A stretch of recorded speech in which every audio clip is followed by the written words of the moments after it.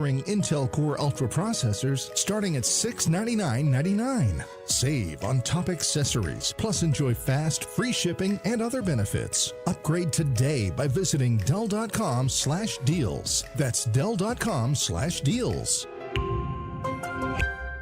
Live music returns to Doswell, Virginia. ServPro presents Atlantic Union Bank after-hours concerts in Doswell. Party all summer long while enjoying great live music from your favorite national touring acts. Don't wait. Get your tickets now. Plus, check out all the possible experiential ticket upgrades, all with free parking. ServPro presents Atlantic Union Bank after-hours concerts in Doswell. Special thanks to Pearson's Signature Dealerships, Ashley Furniture, Great American Ranch, and Closet Factory. Your home for Richmond Spiders athletics all year round. W291CL Lakeside Richmond. WURV HD2 Richmond. We are 106.1 ESPN. Richmond, it's time to get your morning going. Richmond Sports Talk by Richmond sports fans. This is Fitz the Bill with Jack Fitzpatrick. Struck him! All live from the capital of the Commonwealth, where sharp analysis, your cause, and Richmond always come first. If it's making headlines locally or nationally, we're breaking it down. Now, I'm gonna take my talents to South Beach. Live from the capital of the Commonwealth, Fitz the Bill with your host, Jack Fitzpatrick. Good Tuesday morning. Welcome into the month of July. July 1st is here. Thank you for clocking in, getting your day started with us right here on Fitz the Bill on 106.1 ESPN. I'm Jack Fitzpatrick. Alan alongside on this July 1st morning, 8 a.m. Temperatures hitting about 80 degrees as we speak. If you're listening on 106.1, ESPNRichmond.com or the ESPN Richmond app, thank you for making us part of your morning. And if you're watching us on Facebook, Twitter, or YouTube, thank you for being part of the show over there. If you want to watch the show, just type in ESPN Richmond in the search bar on Facebook, Twitter, or YouTube. We will pop right on up, and you can watch right there. You can drop your comments, be part of the show that way. Or, as always, you can call in, text in, 804-327-0888. And yesterday, to finish out the month of June, was a momentous day here in the Commonwealth of Virginia. It was a massive, massive day because, Alan, I don't know if you heard, a Buc-ee's opened over on 81 in Rockingham. Oh, man. I want the Buc-ee's off of 64. Hey, that'll be coming. Can I say a hot take? And if you're going to say that Buc-ee's isn't good or overrated, look, I may lose a sponsorship. Just keep it to yourself. I may lose a sponsorship. You're not even lose a sponsorship. You're going to lose a producer. Buc-ee's is good, man. Buc-ee's is not worth the crowd, though. What? Why is it not worth the crowd? Buc-ee's is not worth the crowd. You got to overcome so many people to get to Buc-ee's. I've never felt like it was overcrowded at the Buc-ee's. They're huge, and I've never waited in lines. See, the one I went to was in Pigeon Forge, Tennessee. That's your problem. Right outside Gatlinburg. You know how it is over there in the Smoky Mountains. I'm actually very familiar with Pigeon Forge. It was very busy. It was very. I was not the biggest fan. Look, I'm a Wawa guy through and through. Wawa guy. Oh my God.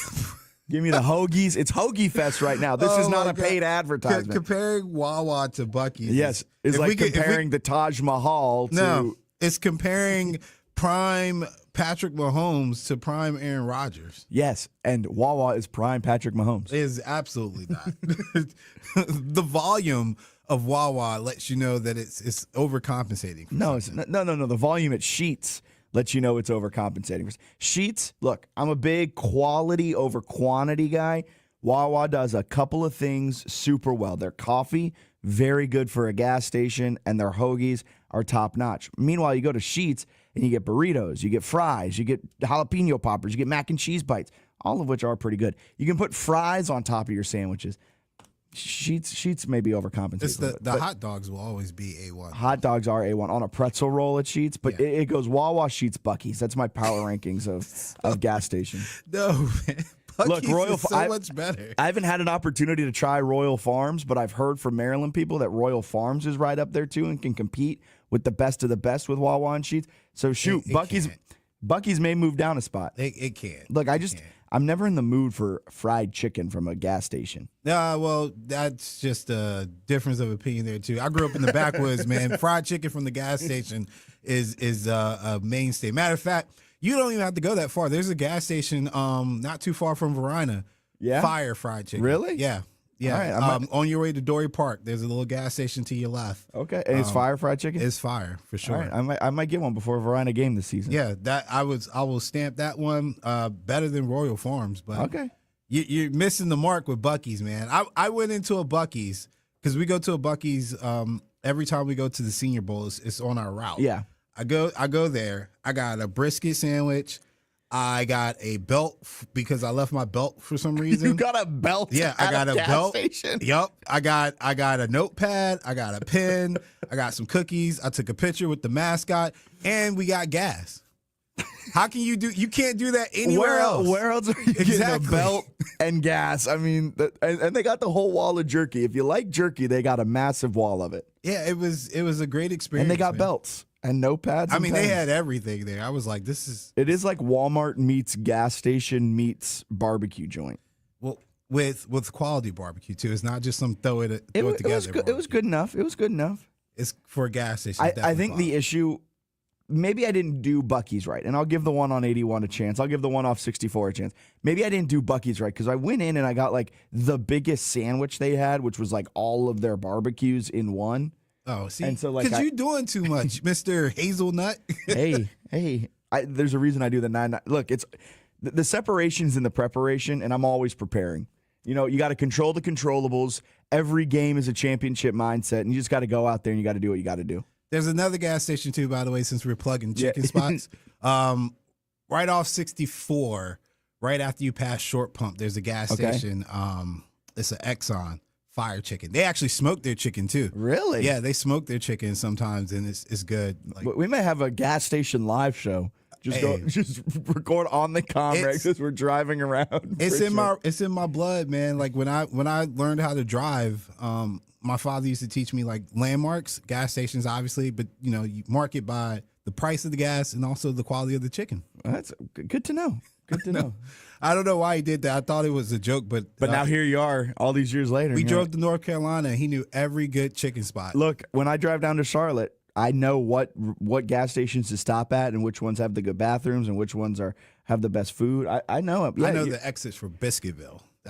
That's my thing. I never went to Biscuitville. All right, we've gone way off topic. Yeah, you're disappointing me a lot this morning. I'll give Buc-ee's a try.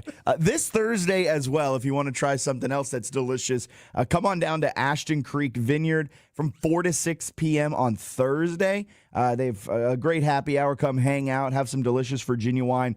Say hi. We will be out there from 4 until 6 p.m. this Thursday. They're getting ready to kick off their new summer concert series. It begins Sunday. So check out their entire schedule over on Instagram at Riverside_Vines. That's Riverside_Vines on Instagram. You can check out everything that they've got going on for their brand new summer concert series beginning Sunday. This is the first ever summer concert series that they are putting on over at Riverside Vines. And so you want to check that out at Riverside_Vines. In the meantime, come on down to Ashton Creek Vineyard on Thursday from 4 until 6 for an awesome little happy hour way to kick off the holiday weekend. I am very excited to be down there, have a little bit of wine. We talked with Alan, one of the owners of Ashton Creek Vineyard. Good name. Spells a little differently than you, but it's still good. Still good. Awesome time. He came on the show, what was that, like April? When it was Chesterfield Restaurant Week. They got great food down there, great wine. From 4 to 6 p.m., we will be down at Ashton Creek Vineyard, hanging out with Alan and the whole family. Excited for that one. That's a good segue away from Buc-ee's. I'll give Buc-ee's another chance. I'll give him one more chance, but I gotta wait for the craziness of it all to die down. It's the same thing I was telling you before. If you're the one out of 100 people that disagrees with something, it might be you. All right, that's fair. I might just be the contrarian. I might just be living in my contrarian world. That's fine. Just don't go around telling everybody LeBron's not good at basketball, because that's what you're saying about Buc-ee's right now. Okay, we can't compare Buc. Okay, that'll take us down. Buc-ee's a phenom, man. All right, well then Wawa's MJ. No, it's not. MJ with the 45. All right. Which wasn't bad. Who's Just MJ? Who's wasn't MJ then? If 23. we're doing gas station comps, is MJ 7-Eleven used to be great? No. 7-Eleven, that would be the MJ with the Wizards. Hey, 7-Eleven used to be the spot. It's not anymore. It's been lapped a little bit. It has its moments. Matter of fact, in 10 days, it's going to have its moment. It's going to have its one moment of the year. Yep. Shout out to 7-Eleven. Speaking of a team that had its moment but is not in its moment anymore, man, the Pittsburgh Steelers, they are truly, truly going for it. With that, the trade yesterday, if you missed it, they essentially swapped Jalen Ramsey for Minkah Fitzpatrick, and the Dolphins also included Jonnu Smith to go up to Pittsburgh as well. So with that trade yesterday, Pittsburgh added a high-end starting cornerback in Jalen Ramsey to bolster that secondary. They added an aging tight end who is coming off of his best career year, reunites him with his former offensive coordinator in Arthur Smith. That really helped unlock Jonnu Smith when he was playing with the Tennessee Titans. Pair that with that DK Metcalf trade. They've signed Aaron Rodgers. The Steelers, Alan, the Steelers are going for it. They are acting and moving like a team that the key word here, they think they are on the doorstep of a Super Bowl. Maybe they know something we don't when it comes to the play of Aaron Rodgers, but Aaron Rodgers hasn't been good since 2021 when he won his second straight MVP. With Aaron Rodgers as his quarterback, Mike Tomlin thinks he is close to a Super Bowl, and that's what all of these moves are showing. But with Aaron Rodgers as his quarterback, Mike Tomlin is closer to the unemployment line than he is the Lombardi Trophy. This move, the whole list of moves, DK Metcalf, Aaron Rodgers, the trade yesterday, they reek of a desperate boyfriend. You know, the type that's been given that ultimatum, and instead of actually looking inward at themselves and trying to figure out how they can be better by building with themselves, they've gone out, they bought some chocolates, they got some flowers, they bought one of those weird singing telegrams to go to the girlfriend at work. Just truly desperation doing anything to keep the girlfriend in his life. And that is exactly what the Steelers do. The chocolate is Aaron Rodgers. The flowers, DK Metcalf. The singing telegram is this trade because in theory it sounds cool, right? Oh, you got Jalen Ramsey. Oh, you got Jonnu Smith. It sounds cool in theory, right? But in execution, it feels you leaving a little bit awkward, makes you feel a little bit uneasy. The Steelers, desperate to remain relevant. Mike Tomlin is desperate to be above 500 and finally win a playoff game. This isn't a winning team move. These all haven't been winning team moves. These have been moves by a team that's been relying on name brand recognition for the past decade, despite not having the success needed to stay at the front of the pack. All right, we have a great show today. Andrew Zoldan will be joining us in hour number 2, talk all things basketball tournament as they tip off in just over 2 weeks. And we react to all things NBA free agency. It was a wild first day as we gear up for day number 2 in the NBA free agency market. So let's dive into the sports update with what you may have missed overnight.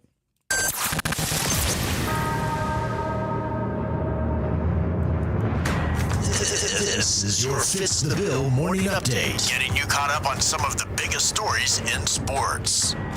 Yesterday, the WNBA announced its plan to expand to 18 teams by 2030, with expansion teams planned for Detroit, Cleveland, and Philadelphia. The NBA free agent market opened yesterday. We saw a flurry of moves, notably the Rockets signed Clint Capella. Kevon Looney was pried away from the Golden State Warriors. He left for the New Orleans Pelicans. And Jaren Jackson Jr. and the Grizzlies agreed to a 5-year, $240 million extension. Worth noting as well, Miles Turner is still an unrestricted free agent, as is DeAndre Ayton after the Trailblazers bought him out of his contract. Along with the free agency moves, we saw a trade in the NBA. Michael Porter Jr. was sent from the Nuggets to Brooklyn. The Nuggets also sent over a 2032 unprotected first-round pick.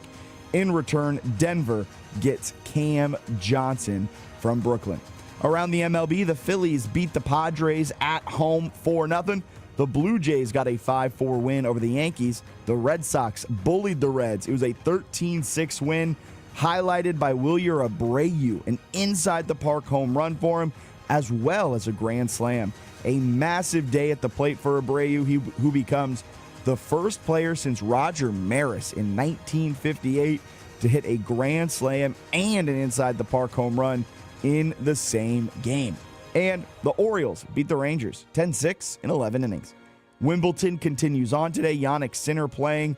He just got underway a couple of minutes ago. Carlos Alcaraz won his first-round match in 5 sets and will face off against Tarvet tomorrow. On the women's side, Sabalenka handled her business in the first round. Coco Gauff looks to punch her ticket to the second round of Wimbledon as she gets going later today at 1:30. So that's what you may have missed in the wide world of sports overnight. And we're going to head right on out to the phone lines. On line one, it's Ivan. Good morning, Ivan. How you doing? Fine, Jack. How you doing, buddy? Hope everyone has a safe July 4th weekend. Thank you, Ivan. You as well. Thank you. And my wife, my beautiful wife, will be celebrating her 54th birthday this weekend. Happy birthday. Jack says, happy birthday, sweetie. She says, thank you. Well, I want to talk about this trade that the Steelers made. I'm not sure if it's going to help much because, I still think Aaron Rodgers is playing beyond what he should, but it's going to be interesting to see if the Steelers have any gas left in their tank because it's going to be, out of the teams that are in the AFC North, only Baltimore and Cincinnati look like they're going to be battling it out this year, and Pittsburgh and Cleveland are going to be battling to see who stays out of last place. Yeah, I'm right there with you, Ivan. I don't. The Steelers are making moves like they are on the doorstep of winning a Super Bowl, but they just don't. They don't feel like Aaron Rodgers just isn't that guy. Aaron Rodgers isn't the quarterback that can lead you to a championship at this stage in his career. No, I think he's. I think the whole thing. I remember Jim Nantz was saying during the NCAA tournament that one of the games he's been told he's going to be covering will be the first game between the Jets and the Steelers. He says, I hope Aaron Rodgers is there. And I just think Aaron Rodgers and the Steelers are a bad fit, and it's going to be a real zoo this year in Pittsburgh.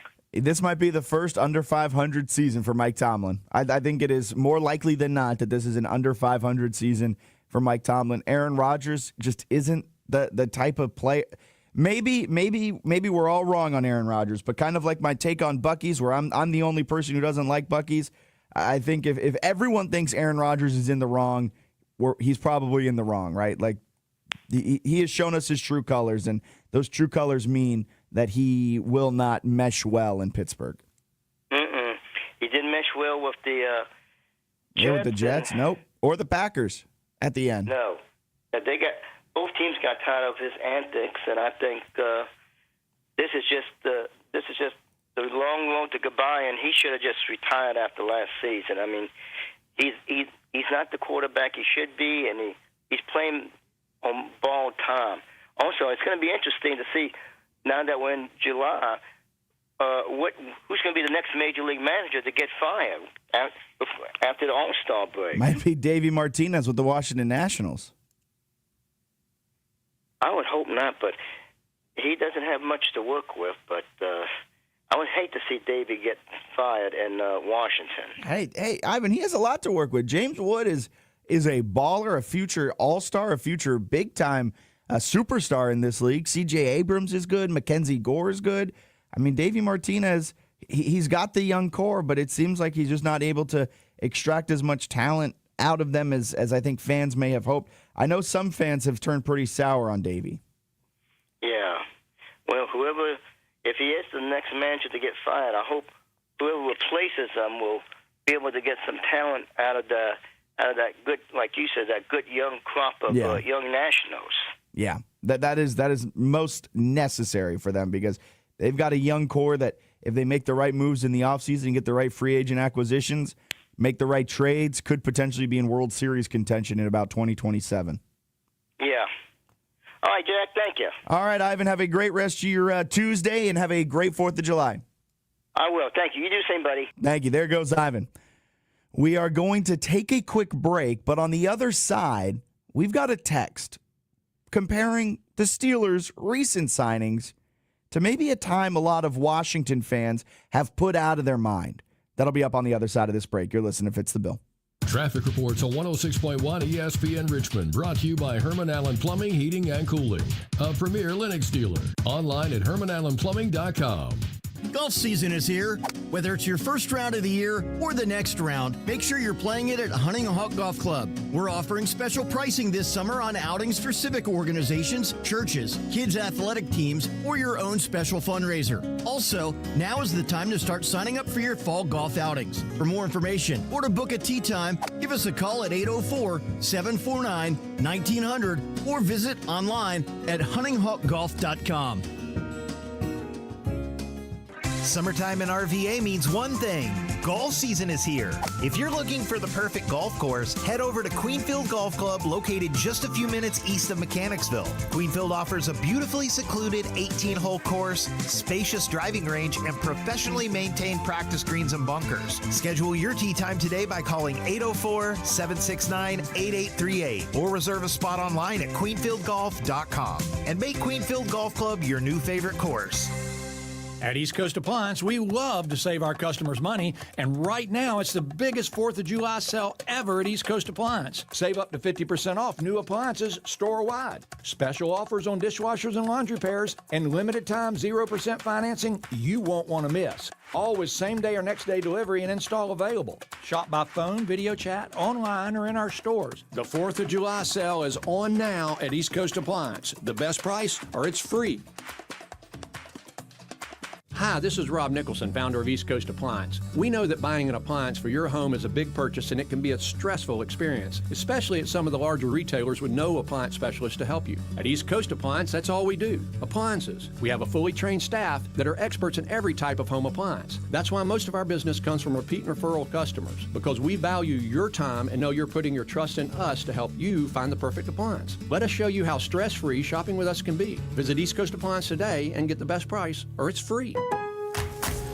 Now more than ever, Lowe's knows you don't just want a low price, you want the lowest price. And with our lowest price guarantee, you can count on us for competitive prices on all your home improvement projects. If you find a qualifying lower price somewhere else on the same item, we'll match it.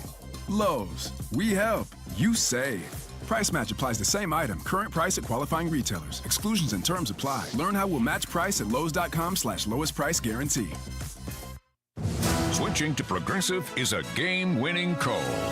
And that reminds us of other game-winning calls in the history of sports. It was a doubleheader in August and really hot inside the concession stand. So instead of waiting for people to come to me, I figured I'd walk around yelling, "Hot dogs here!"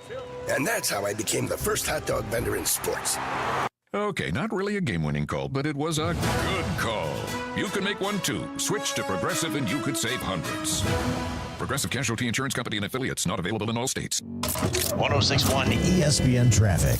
Stop and go 64 westbound between Mechanicsville Turnpike and 95. Light volume 95 northbound from the 64 merge to Arthur Ashe Boulevard. We've got accidents. Bethlehem Road at Glenside Drive. Francistown Road at Springfield. A crash Jenk Road near High Oaks Road. Border to Border with Matt Josephs on 106.1 ESPN. Your daily 3 to 4 p.m. pit stop for unfiltered sports takes, statewide debate, and no-holds-barred analysis. Richmond's game, Matt's lane. Don't miss it.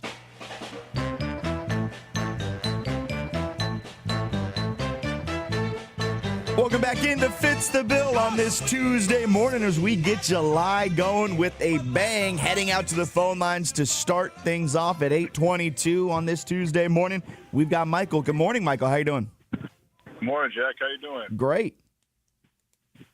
Well, listening to the last segment, I almost thought I put something in my coffee because I never thought I would actually be defending Aaron Rodgers for a second. Whoa!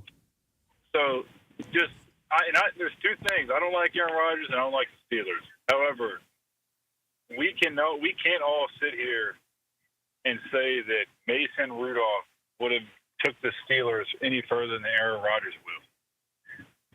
I mean, Mason Rudolph is bad. Aaron Rodgers on his worst day is better than Mason Rudolph. And if you look, and I know, he's nowhere near and he brings drama and everything else. I get all that. I don't like the guy, but I do have to say, even as bad as the Jets were, he still had 28 touchdowns to 11 interceptions with almost 4,000 passing yards. I mean, do you think that the Steelers had better options?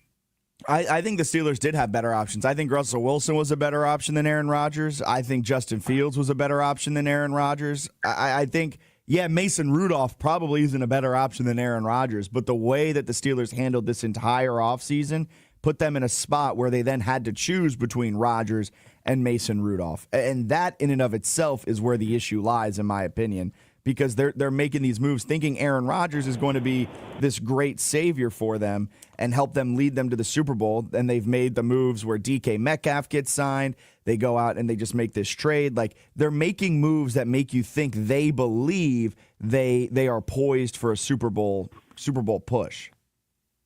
Yeah, I get all that. They're it's like just going after names. But I just have to think back to the Brett Favre days where he retired 2 or 3 different times because he didn't want to do training camp.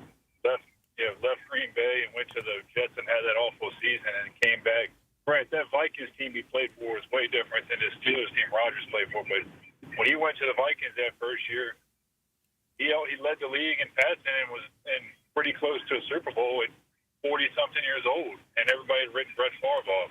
Michael, can I give you one nerd stat, though, that says that Mason Rudolph actually is a better quarterback than Aaron Rodgers?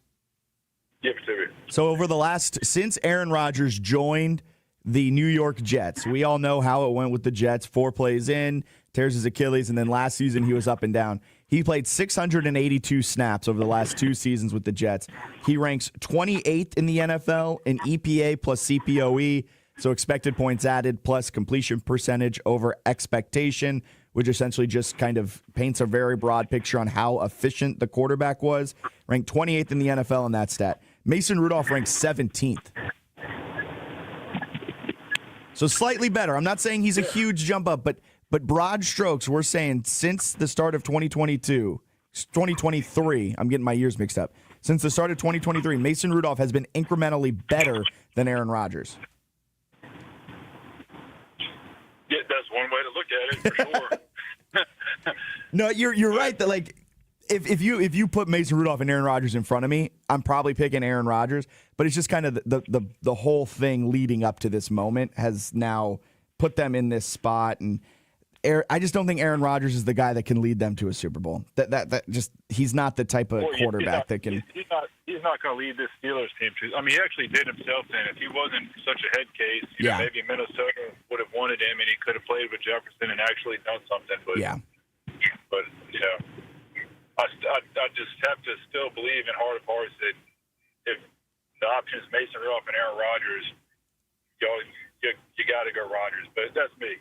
Yeah. Appreciate you calling in, Michael. Have a great 4th of July weekend. Talk soon. There goes Michael. He does make a good point. If we're talking about it right here, right now, between Rodgers and Rudolph, although the stats, I didn't even realize that when I was looking that up. I didn't even realize that Rudolph is a slightly better quarterback when you look at some of the nerd stats. But if you do put Rodgers and Rudolph in front of you, you're probably picking Rodgers. But it's the whole process to get where we are. I mean, you struck out on Fields because of the way you handled him last year. So you struck out on him. You struck out on you didn't even want Russell Wilson, although you brought in his favorite wide receiver in DK Metcalf. That doesn't make much sense in my mind. And then you go out and you can't get Sam Darnold. You keep striking out on these free agent quarterbacks, and then you're essentially pinned into a corner where it's Aaron Rodgers. The process has just been all over the place for the Pittsburgh Steelers. Let's go back out to the phone lines on line 2. It's Espo. Good morning, Espo. How you doing? Hey, good. I read the Pittsburgh paper, and this stuff about Rodgers being the head case and not meshing is really overstated. Up there, they all say that he meshes well with Rudolph, the kid who's got the Harrisonburg connection, and with Will Howard, who I think is more important for the Steelers' future. I think this Howard kid is going to be good, and by all accounts, he's done well. So I'm not as pessimistic as you guys. I mean, their defense was rock solid. They were doing quarterback by committee last year, and I'm a big Russell Wilson fan, but Russell just couldn't hit the tight windows last year, and his elusiveness was obviously not what it was.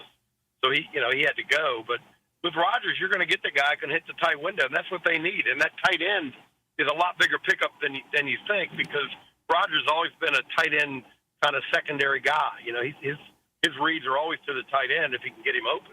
Yeah, I think this kid can get open.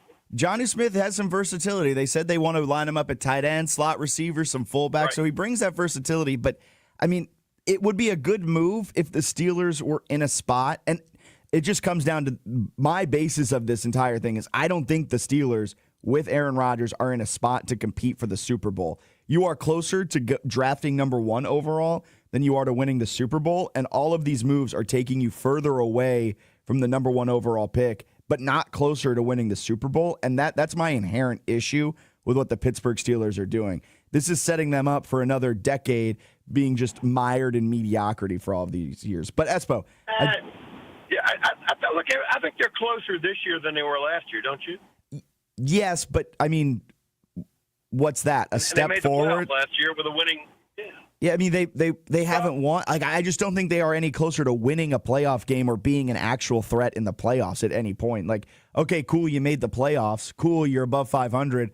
But what does that get you? The 20th pick in the NFL draft, and what game changer are you getting there? You need a quarterback. They have not been able to replace the quarterback position since Big Ben's left, and that's my inherent issue. That's always a problem. That's everybody's problem. I mean, they didn't have anybody between Roethlisberger and what's that? The other kid who took him to the Super Bowl and lost. I mean, it's hard to get a quarterback like that. You're not going to get a franchise guy. But if you're looking around and you want a mentor for the young kid, I think you could do a lot worse than Aaron Rodgers. I mean, the head case thing is overblown. I mean, listen, nobody cares in the locker room or the field, what your attitude is on inoculation. They all want to know whether you can hit the touchdown pass when you need it. That's a valid point. I mean, Devontae Adams loved him, right? Like his number 1 wide receiver his entire career. Aaron Rodgers has, for the most part, outside of a couple people here and there, has been a good locker room presence. I'll give you that much. I'll give you that. Yeah, and the Jets are mission impossible. I mean, come on. I mean, you're gonna judge a guy by how he played with the Jets? Personally, I judge Brett Favre his entire career, not for his transgressions off the field after he's retired. It's all about what he did for that one season with the New York Jets. That's how I judge Brett. Right, and there's a Hall of Famer who drug him kicking and screaming into the playoffs. So I think Rodgers. I think he's the best option available. Would he have been my pick? Probably not. But that being said, I still think they got a better shot this year with him than they did last year with Russell and Fields. Let me throw a question back at you, Espo, because there's been rumors that teams are calling about T.J. Watt, seeing if the Steelers are willing to move him. Would you want the Steelers to move T.J. Watt if they could get a king's ransom back for him? Well, I've been following the Steelers since the 60s. The rule there always was get rid of him a year earlier than a year later. And, of course, unfortunately, that rule changed a lot recently. But, yeah, if they can get something for him, I would move him. Because you probably right now he's at the height of his value, and maybe pick up a couple guys to help that offense. The offense is where the work needs to be done. Defense is rock solid. Yeah. The offense needs work. For sure. Espo, thank you so much for calling in. Have a great 4th of July if we don't talk before then. Yeah, thanks. Bye-bye. There goes Espo. He makes some valid points. He's plugged into the Steelers. I get it, but I just don't see the Steelers as being a viable contender. We had the texter that we teased in before the break. They texted in last segment, Steelers' recent signings remind me of the early Snyder Skins era. Jeff George, Bruce Smith, Albert Hainsworth, Neon Deion Sanders, Sean Alexander. Who else would make that list? Is it fair to compare those signings to Aaron Rodgers, DK Metcalf, Jalen Ramsey? I think it might be fair to maybe compare some of those to Aaron Rodgers, signing a big-time player, a big-name player, past their prime, just so you can kind of have that marketable name. I mean, but from what Espo says, the team's bought into Aaron Rodgers. DK Metcalf, Jalen Ramsey, not so much. Jonnu Smith, not so much, because DK Metcalf still in the prime of his career. Jalen Ramsey still playing good football, whether it's at the safety position or at the slot corner position. You can still get a lot of valuable reps out of Jalen Ramsey. Jonnu Smith, he's still coming off of his career best year, so maybe not as much, because Jeff George did nothing. Bruce Smith did nothing. Albert Hainsworth stole $100 million. Deion Sanders did nothing. Sean Alexander, I don't even think made it through the entire year and got waived. I do, however, have a Sean Alexander Redskins jersey hanging up in my bedroom back home. Alan's shaking his head at that. Yeah, that's Look, that's I love excessive. Sean Alexander. I love Sean Alexander. He's the reason I love football. And when That's he's excessive. I went to a Washington game and saw Sean Alexander stand on the sidelines for him. I think he split time with Liddell Betts that season. Was that the Liddell Betts season? That's so far back, I'd have to Google it. I'm not gonna lie. I got a signature from Liddell Betts. I will say though, you're right. Comparing those guys to Aaron Rodgers would be more along thing. Like Aaron Rodgers is the only one. DK's definitely in his prime still. Ramsey, for the crazy part about Ramsey, his coverage has dipped, but he's still well above average.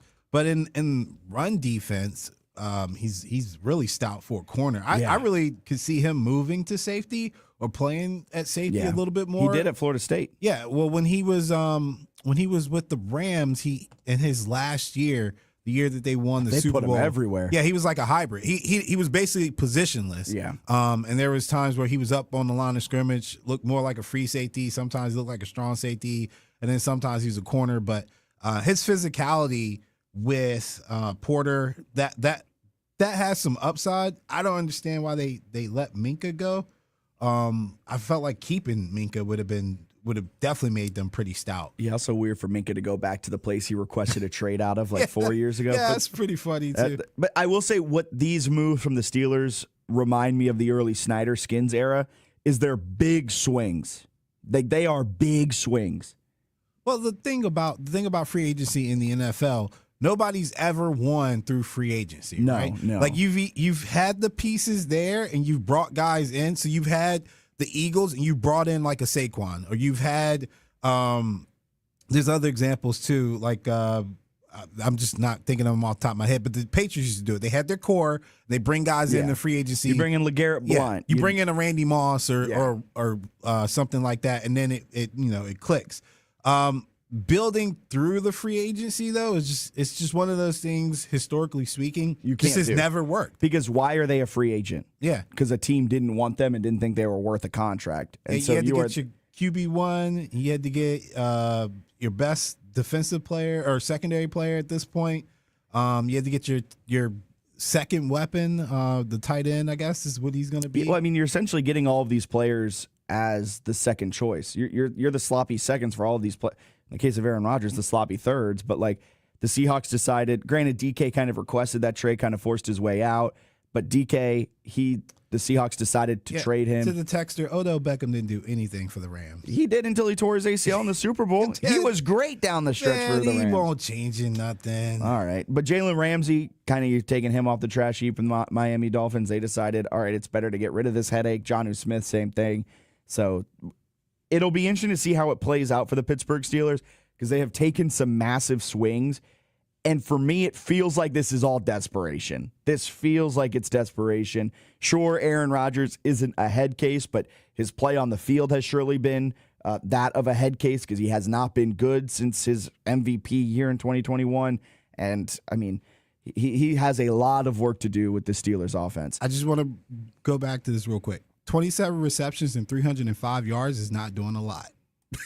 How many games was that in? 8 games. Yes, that's pretty good. That's all he played was 8 games. Yeah, because he was hurt. Yeah, so I'm sorry. Availability is the best ability. Oh, my goodness. Sorry he tore his ACL. And that stinks. Yes, it's very unfortunate, but I can't be like, oh, he was on track to be the MVP of that Super Bowl. He was on track. Then he tore his ACL. Yeah.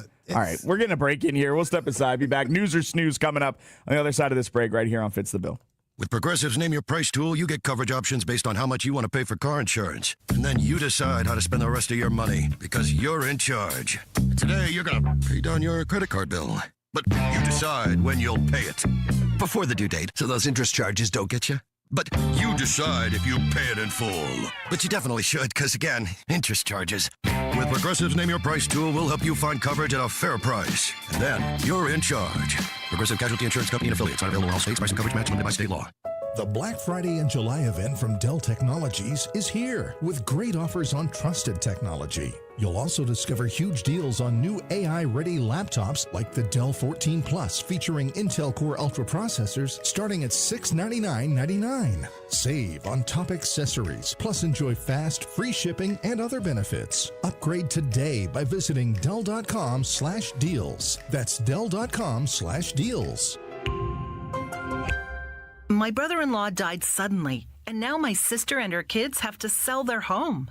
That's why I told my husband we could not put off getting life insurance any longer. An agent offered us a 10-year, $500,000 policy for nearly $50 a month. Then we called SelectQuote.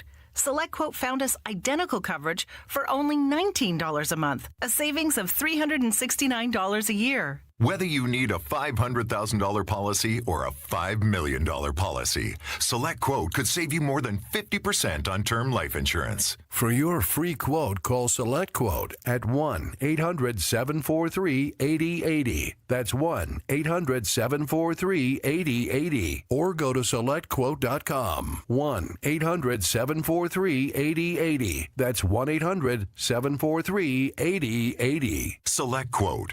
We shop. You save. Full details on example policies at selectquote.com/commercials. Physicians, your future starts here. Eisenhower Health is recruiting across a variety of specialties. As a nonprofit health system in Southern California's beautiful Coachella Valley, Eisenhower offers medical excellence alongside an exceptional quality of life. Start your day with sunshine and stunning landscapes. End it knowing you've made a difference. Deliver top-tier care with advanced technology, all in a place where work-life balance thrives. Visit emc.org/MD to learn more. That's emc.org/MD. Eisenhower Health. Welcome home. This is Freddie and Harry on ESPN Radio and the ESPN app. Freddie, the only real challengers to the Eagles in the NFC this season are the Los Angeles Rams. No sense or nonsense, Freddie?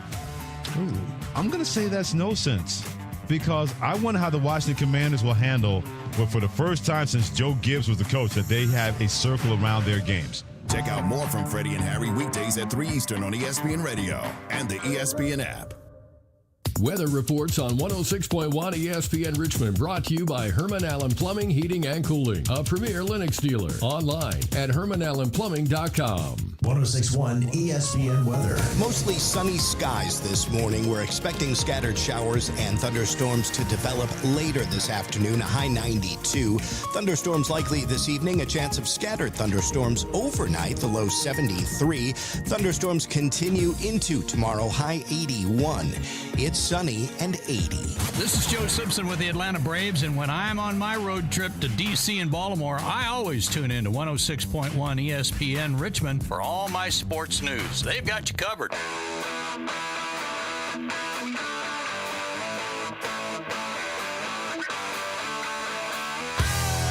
Welcome back in. Fitz the Bill on this Tuesday, July 1st morning.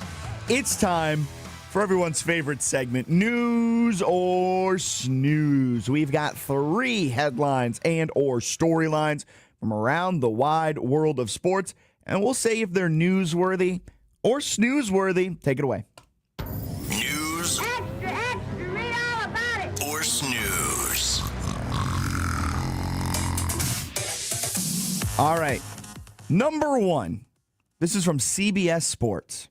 How Cowboys offensive linemen are maximizing their potential with NFL's top offensive line guru in their own backyard. Snoozeworthy.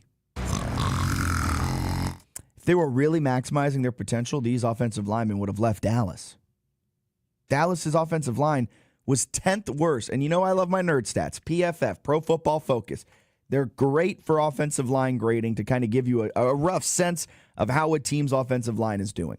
And last season, the Cowboys' offensive line was 10th worst in the NFL in pass blocking grade and 14th worst in run blocking grade. Bottom half of the NFL. So if they have the NFL's top offensive line guru in their own backyard, why were they not maximizing their potential last season?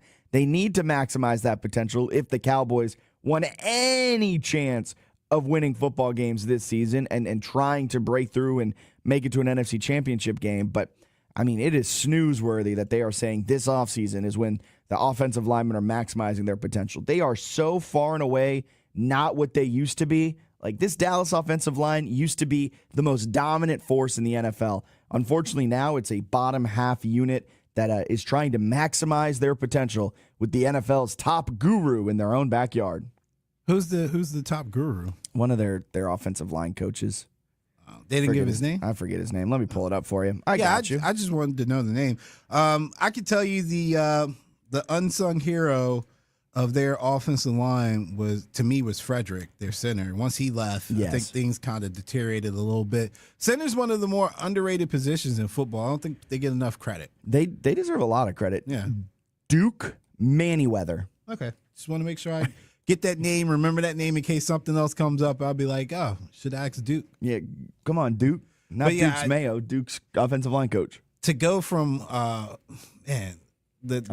Tyrone Smith. Yeah, Smith. Travis Frederick. And of course my guy Zach Martin. Like that. 3 Hall of Famers on that offensive line. That's tough, man. And I got Tyler Guyton, Tyler Smith, not to be confused with Tyrone Smith.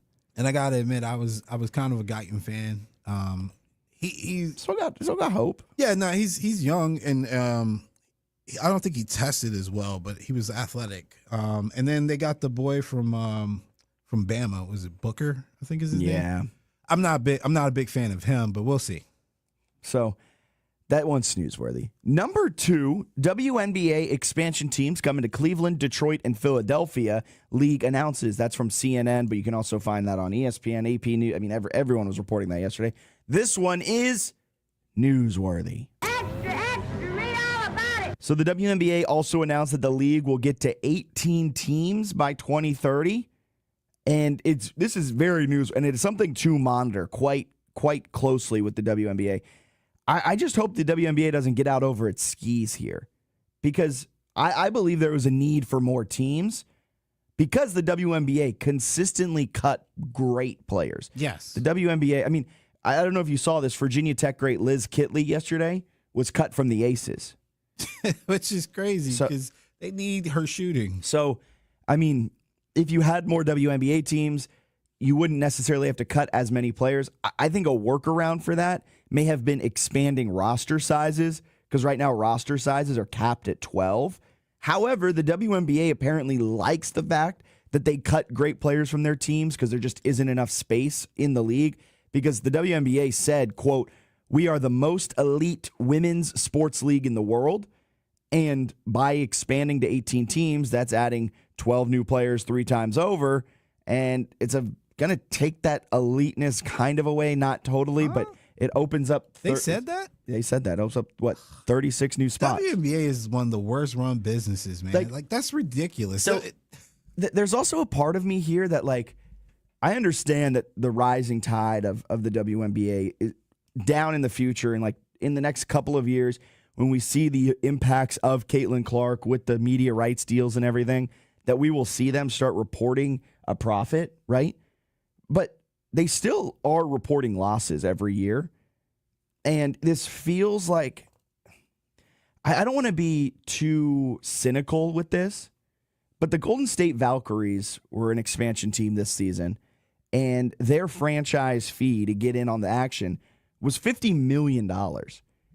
And so now you're getting probably more than $50 million 3 times over. So at least you're adding $150 million in revenue over the next 5 seasons because of your 3 expansion teams.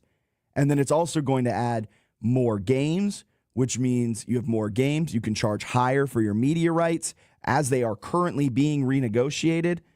And we have seen roughly 100% revenue growth from 2019 to 2024 in the WNBA. But you're still reporting losses every year. This feels like a money grab almost. Maybe I'm being way too cynical with that thought. As somebody who watches a lot of WNBA, man, there's, again, things I can't say on air that I would like to say. But that statement, if that statement is absolutely... We want to be the most elite women's sports league in the world. The WNBA likes the fact that they are cutting players like Liz Kitley from their teams. That's stupid. For starters, there's a lot of women in the WNBA right now that shouldn't even be on the roster. They have a whole lot of gatekeeping going on in the WNBA. That's why when they get real athletes in here like Caitlin Clark and some of these other ladies that are coming through, these younger women who are just absolutely dragging the less athletic older women, there's always an issue. And that's part of the problem. That's why they can't get out their own way. I can't believe they would think that expanding dilutes the product. No, what dilutes the product is having people like Brittany Griner hold on to their position for 45 years. Nothing against Brittany, she's fine, but like Taurasi should have retired 2 years ago. Like, and you push back on some of these more marketable and better athletes coming up, and the statement is oh, that's just the way it is. That's the W. They think that by expanding to 18 teams, they will still be the most elite women's sports league in the world. But it is what they've hung their hat on. Like, this all just feels odd. They're saying that we're the most elite women's sports league in the world, and they're also saying, but we want more teams involved. When you could do a worker, like if you wanted more players on rosters, you could go from 12 people roster caps to like 18. And that adds 6 players per team. And then all of a sudden you can have a lot more great players in the league. That's what makes me feel like this is a money grab. Like, just do not get out over your skis. You're still a league that's reporting losses every year.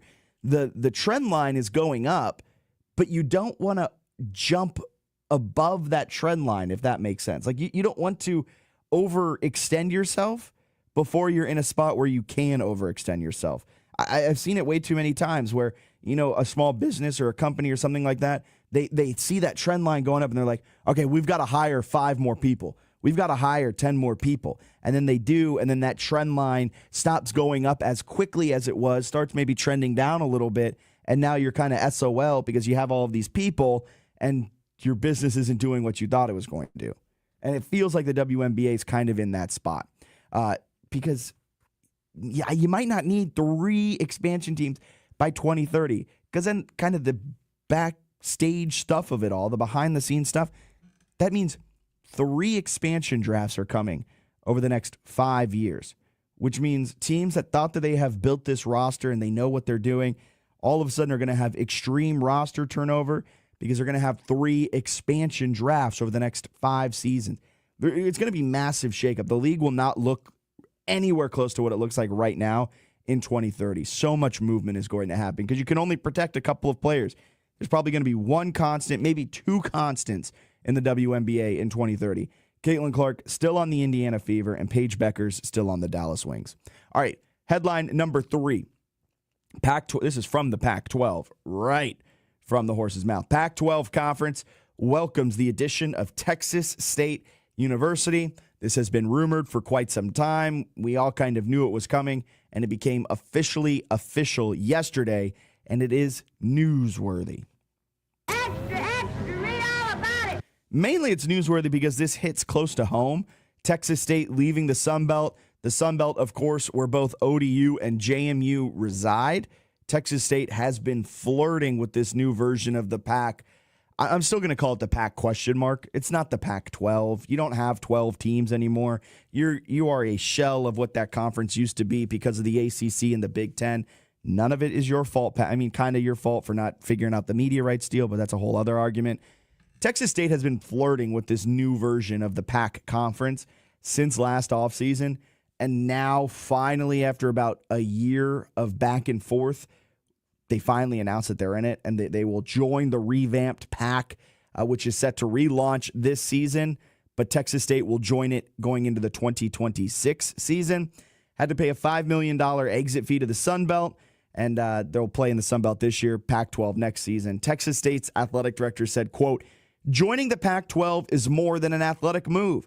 It is a declaration of our rising national profile, our commitment to excellence, and our readiness to compete and collaborate with some of the most respected institutions in the country." I don't know if the Texas State AD, Allen, realizes that this is not the same Pac-12 conference that it was 24 months ago. Someone tell the Texas State athletic director that Stanford's not in this conference anymore, that Washington isn't in this conference anymore. Cal, UCLA, USC, not in this conference anymore. I'm not sure that this is necessarily a declaration of their rising national profile. They went from one mid-major conference in the Sun Belt to another mid-major conference in the Pac-9.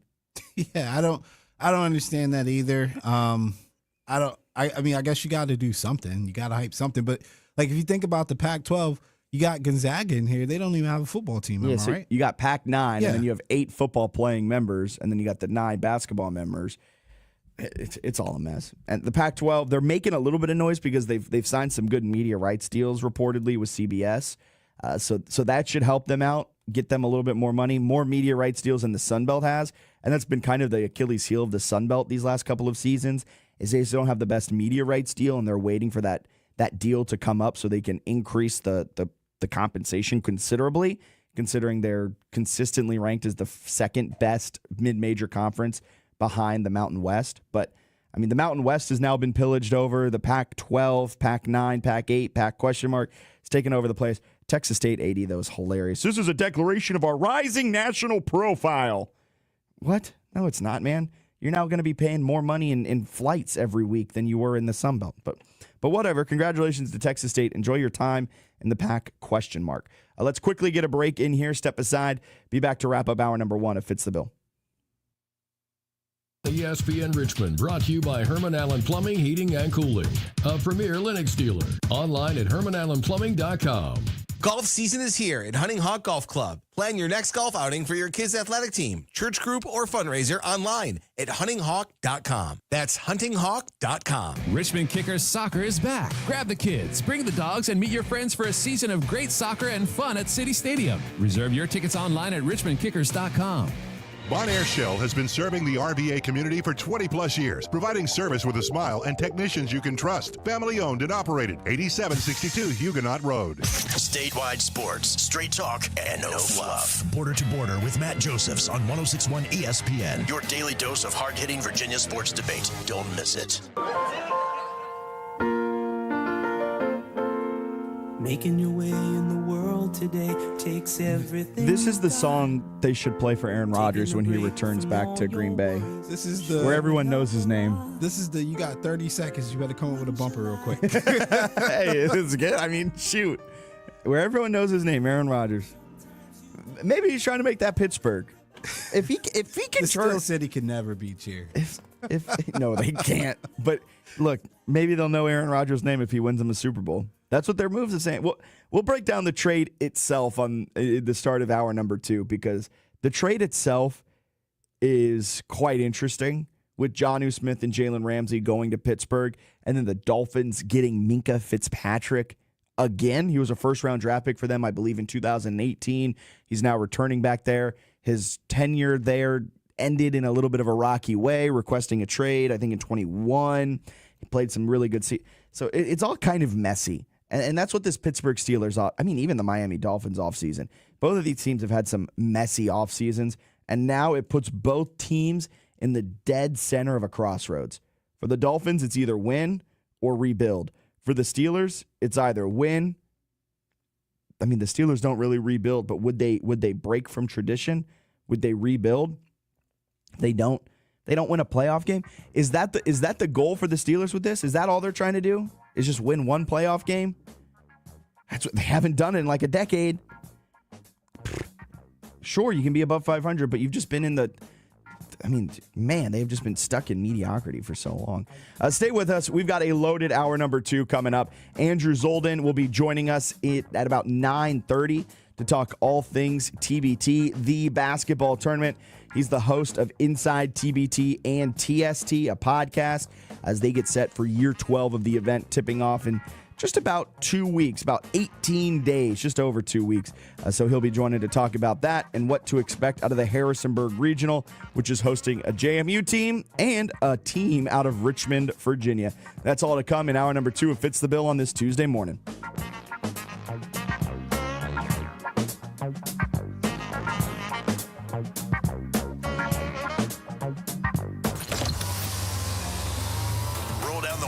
And crank up the sports huddle. Join the voice of the Richmond Spiders, Bob Black, every weekday from stats to strategy. He's your rush hour MVP. Drive time just became prime time. With Progressive's Name Your Price tool, you get coverage options based on how much you want to pay for car insurance. And then you decide how to spend the rest of your money, because you're in charge.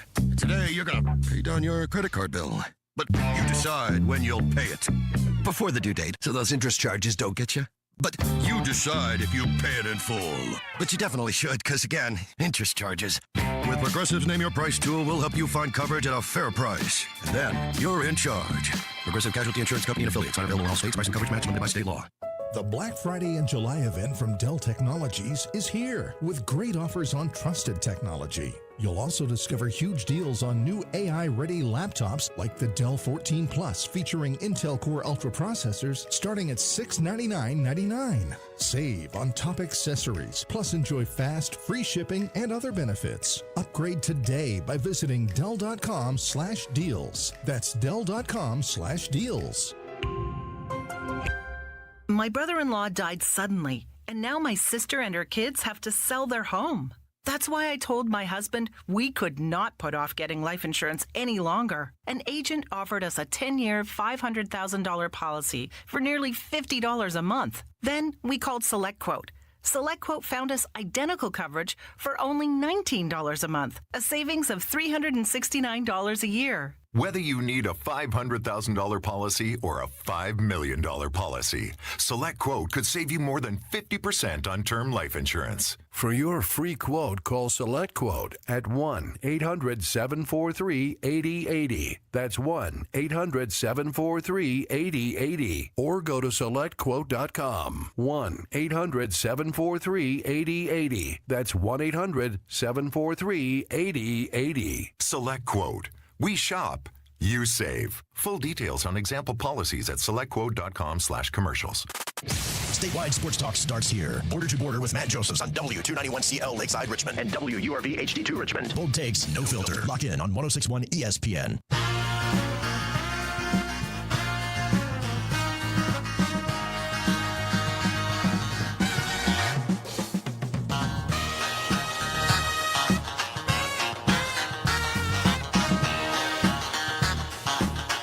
You're listening to the second hour of Fitz the Bill on 106.1 ESPN.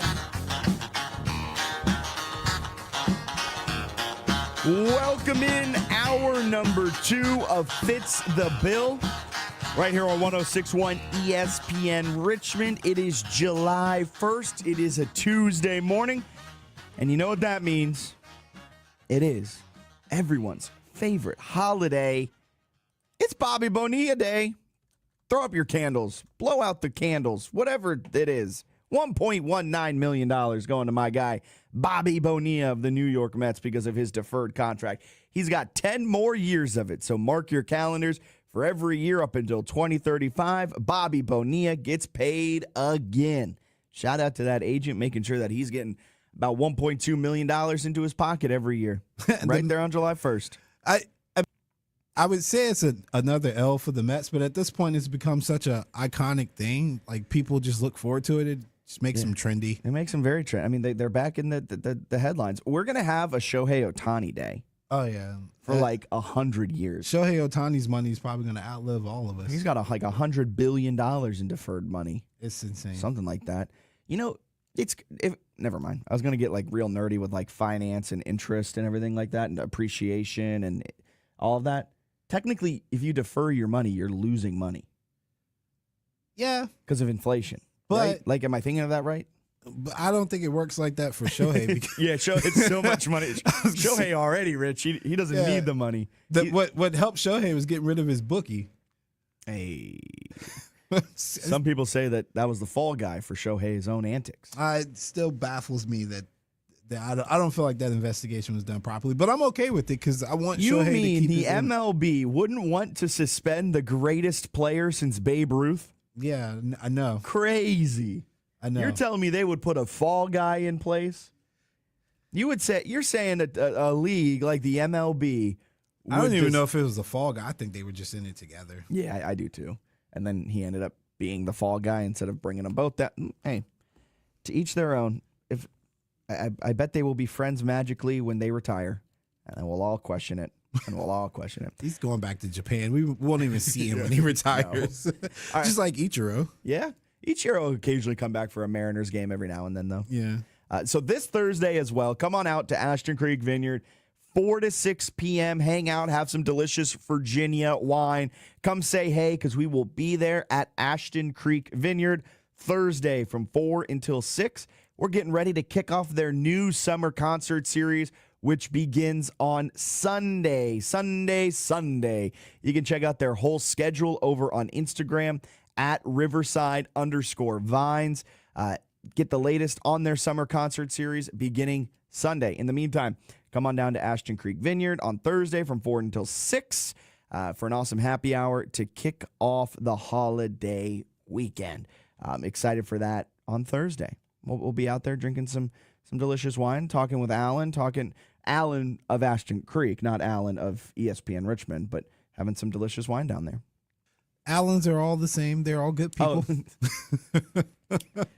Did you grow up with a lot of Allens? I never grew up with a lot of Jacks. I grew up with 2 other Allens, and then I came here and I worked with the other Allen, which I'm sure if he was here, he would call me the other Allen. But no, Big Al was Big Al's the first person I met that had his name spelled like mine, which is ironic. Really? Yeah. All the other Allens had different variations. Okay. Yeah. Not a lot of variations of Jack. No. J-A-C-K. Pretty basic. Yeah. You occasionally get like the J-A-C, like Jack Canglione of the Royals. Yeah. And yeah. Yeah, it's not a name you can get creative with. Yeah, I'm sorry. J-A-K. You don't see a lot of J-A-K. More J-A-Cs. Speaking of J-A-Cs, the Steelers-Dolphins trade. That was a clean segue right there. That's how you do radio. The Steelers-Dolphins trade yesterday went through, and the Steelers, they go out and they get Jonnu Smith and Jalen Ramsey from the Miami Dolphins, along with a 7th-round pick. Fun, sure. Just throw that in there. The Dolphins get back Minkah Fitzpatrick. They also get a 5th-round pick. I mean, just off the gut, just base feeling, feels like the Steelers destroyed in this trade. Like they won this trade in a big way. Feels like they kind of robbed the Miami Dolphins blind. But now with both of these things happening, Jonnu Smith was in the final year of his contract. He wanted a contract extension. The Dolphins weren't going to give it to him, so they were kind of in this contract standoff. Jalen Ramsey had made it known since the beginning of the offseason that he did not want to be in Miami for this next season, and so he had been requesting a trade. He hadn't been reporting to any of their offseason activities. I don't think Jonnu Smith was either, and so these were 2 guys that the Miami Dolphins essentially had to get rid of. Minkah Fitzpatrick coming off of maybe his worst year as a Pittsburgh Steeler, but the 28-year-old safety definitely not past his prime by any means, so the Dolphins get back another high-level starting caliber safety to beef up their secondary, which now without Jalen Ramsey needs some serious beefing up. But where we stand now with both of these teams feels like it's a referendum on these teams because the Steelers are going all in on this season because Aaron Rodgers, he has said, I mean, we played the soundbite on this show, this is his last season. I guess he said he's pretty sure this is his last season. That's just Aaron Rodgers' vernacular. That's Aaron Rodgers' language for saying, I still want to be in the headlines this year. So I'm going to say pretty sure so I can flirt with coming back next year so I can just stay in the headlines for the next 365 days. That's how you read Aaron Rodgers' lingo.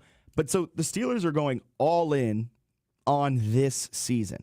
You get Aaron Rodgers. You get Jonnu Smith. You get DK Metcalf. You're with Jalen Ramsey. You got everything hinging on this season, and if it doesn't work out for you, you have set your floor high enough where if it doesn't work out, you're still not getting the 1st overall draft pick, and you're going to be stuck in mediocrity. Dolphins on the other side, they're at a spot where if they succeed, they're going to roll forward with what they got. Mike McDaniels is going to be back. Tua Tagovailoa is going to be back. And then they feel good with what they have. But if they don't make it to the playoffs, heck, maybe if they don't even win a playoff game, something Mike McDaniels has yet to do, it might be reset time.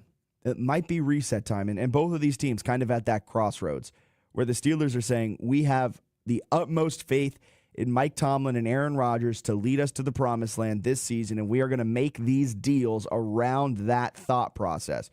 And if it doesn't work out, things might get blown up in Pittsburgh. And for Miami, I mean, they had to really get rid of Jonnu Smith and Jalen Ramsey, but it feels like at this point, you either need a great season from Mike McDaniels and Tua, and if you don't get that, you might cut Tua and you might move on from Mike McDaniels.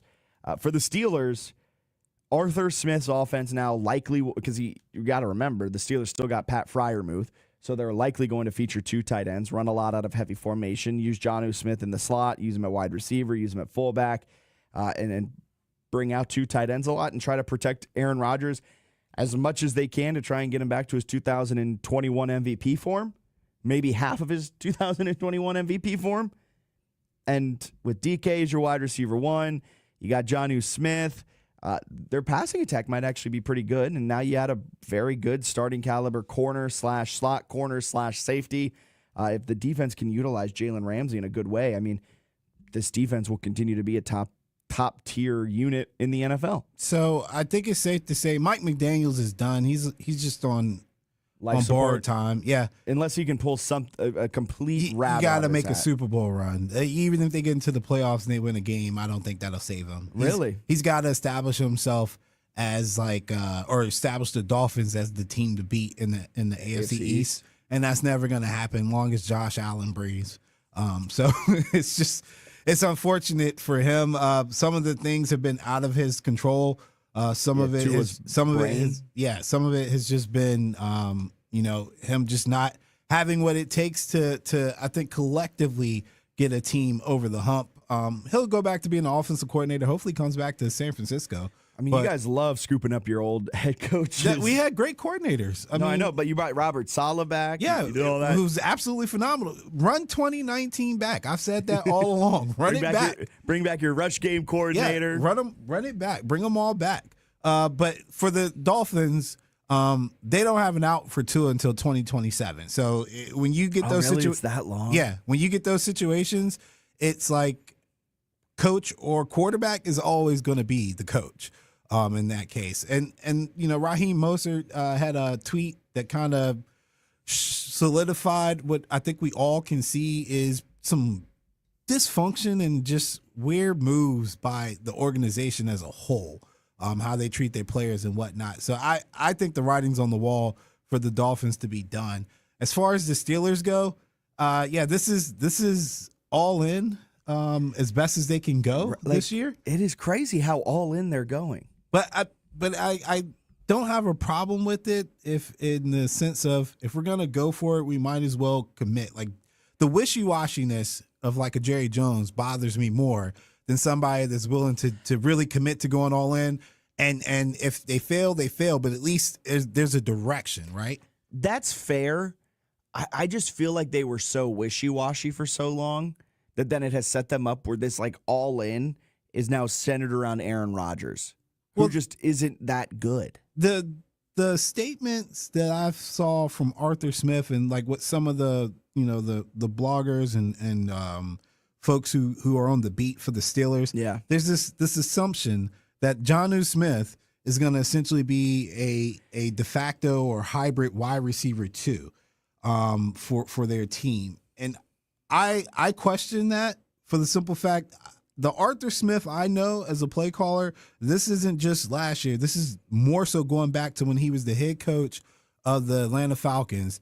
He's stubborn, he's stuck in his ways, and he has an issue with utilizing playmakers. My man, Bijan Robinson, went games sometimes without getting proper touches, or he would be featured in the first drive, get some amazing stats. They move the ball down the field, and then you never see him. There wasn't a lot of consistency. It could be Kyle Pitts, but he had a hybrid tight end that he didn't know how to use.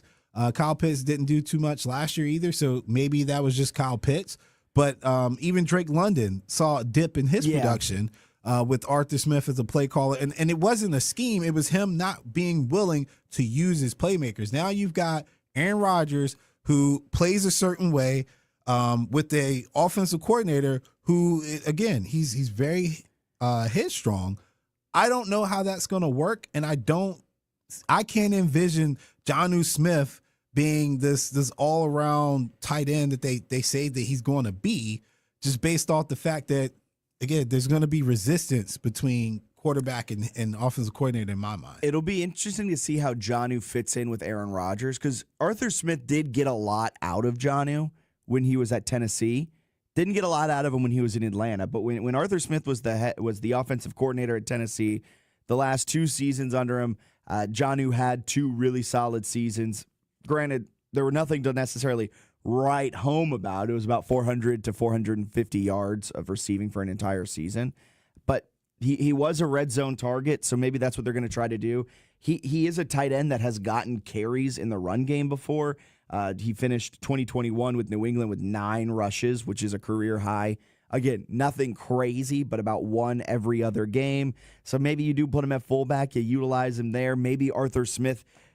From all the reporting, too, I've read that Jonnu Smith was a player that Arthur Smith was like, I want to go get him. Yeah. Now, how does he fit in, though, with Aaron Rodgers? Espo called in earlier, 804-327-0888, and was like, Aaron Rodgers does like to use tight ends, but I think he might like to use Pat Freiermuth's style of tight ends more than a Jonnu Smith style of tight end. Yeah, I think I was thinking, didn't he have a little bit of a stint with Jermichael Finley?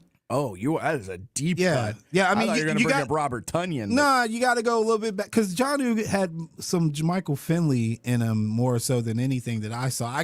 And when I think of a hybrid tight end that Rodgers has played with that could have been a de facto wide receiver too, that's typically who pops up in my head. So I'm willing to give it a chance, but I think, again, it's one of those things. If you're a fan, you should be optimistic. If you're not a fan, you should be pessimistic, and we'll see who's right come September. I'm real pessimistic on this all. I'm real pessimistic because it is a Super Bowl or bust move. Like, they are going all in, and now you have to weigh this thing where teams are calling on TJ Watt. Teams are seeing what his availability is like. They could potentially get a king's ransom for him to set up this future. But with all of the moves that you've made, you really can't go out and trade TJ Watt because you have shown that you're all in on this season. Then if you go out and trade TJ Watt, despite you probably getting back a massive haul for him, that shows you're being kind of wishy-washy. The way the Steelers are operating, they believe they are right on the doorstep of a Super Bowl. Feels all in, and it's just not going to work. They are more likely to finish below 500 this season than they are to make it back to the playoffs. Well, my question to everybody that's a Steeler fan, too, is when you stack up in this division, do these moves make you better than the Bengals? Do they make you better than They don't make you better than the Ravens. Yeah. Maybe might make you probably not better. If the Bengals defense takes a necessary step forward, which is a big if, considering Trey Hendrickson. They won't pay anybody. Yeah, because Trey Hendrickson still hasn't reported. Shamar Stewart still hasn't reported. So that's still a big if. But, I mean, the Bengals were the best offense in the NFL a year ago. Now, I will say the moves probably helped them combat the Bengals offense a little bit better. Yeah, but you're probably the third best team in your division still. That's what I'm saying. Like, you've seen you're some probably folks going even 1-3 against the Ravens and Bengals next season. Yeah, well, division-wise, they've always had tough games anyway. But, like, you see some people, like, the optimism is funny to me because I'm like, technically, you didn't really move within your division. So if you didn't move within your division, what do you think you're doing within the conference? Yeah, good luck. Good luck. Are you competing with the Chiefs with these moves? Probably not. Or the Bills. So many good teams in the NFC. All right, let's go out to the phone lines. On line 1, it's Bruce on this Tuesday morning on July 1st. Good morning, Bruce. How you doing? Good morning, Fitz. Good morning, Alan. Hey, guys, pump the brakes. Pittsburgh. I mean, the Roonies, the Steelers, they are not going to – I know the calls may be coming in, but, I mean, to give up T.J. Watt. T.J. Watt is the best player on the Steelers. Yeah. You know, that would be a revolt, literally, if the Steelers entertain a trade for T.J. Watt. I'm sort of surprised with giving up Mika Fitzpatrick yesterday. Head scratcher all over the place. You know, I get the receivers in that division and the West are good receivers, but Mika Fitzpatrick lowers the boom. So I was sort of perplexed by that. Yeah, essentially, you take Minka and you put Jalen Ramsey, and it's kind of a swap for swap. 2 Pro Bowlers, and we'll see who gets the better end of the deal. Minka Fitzpatrick coming off of his worst season as a Steeler, where Jalen Ramsey is kind of slowing down a little bit. You might have to switch him back to safety to replace Minka. That could be. I called for a reason.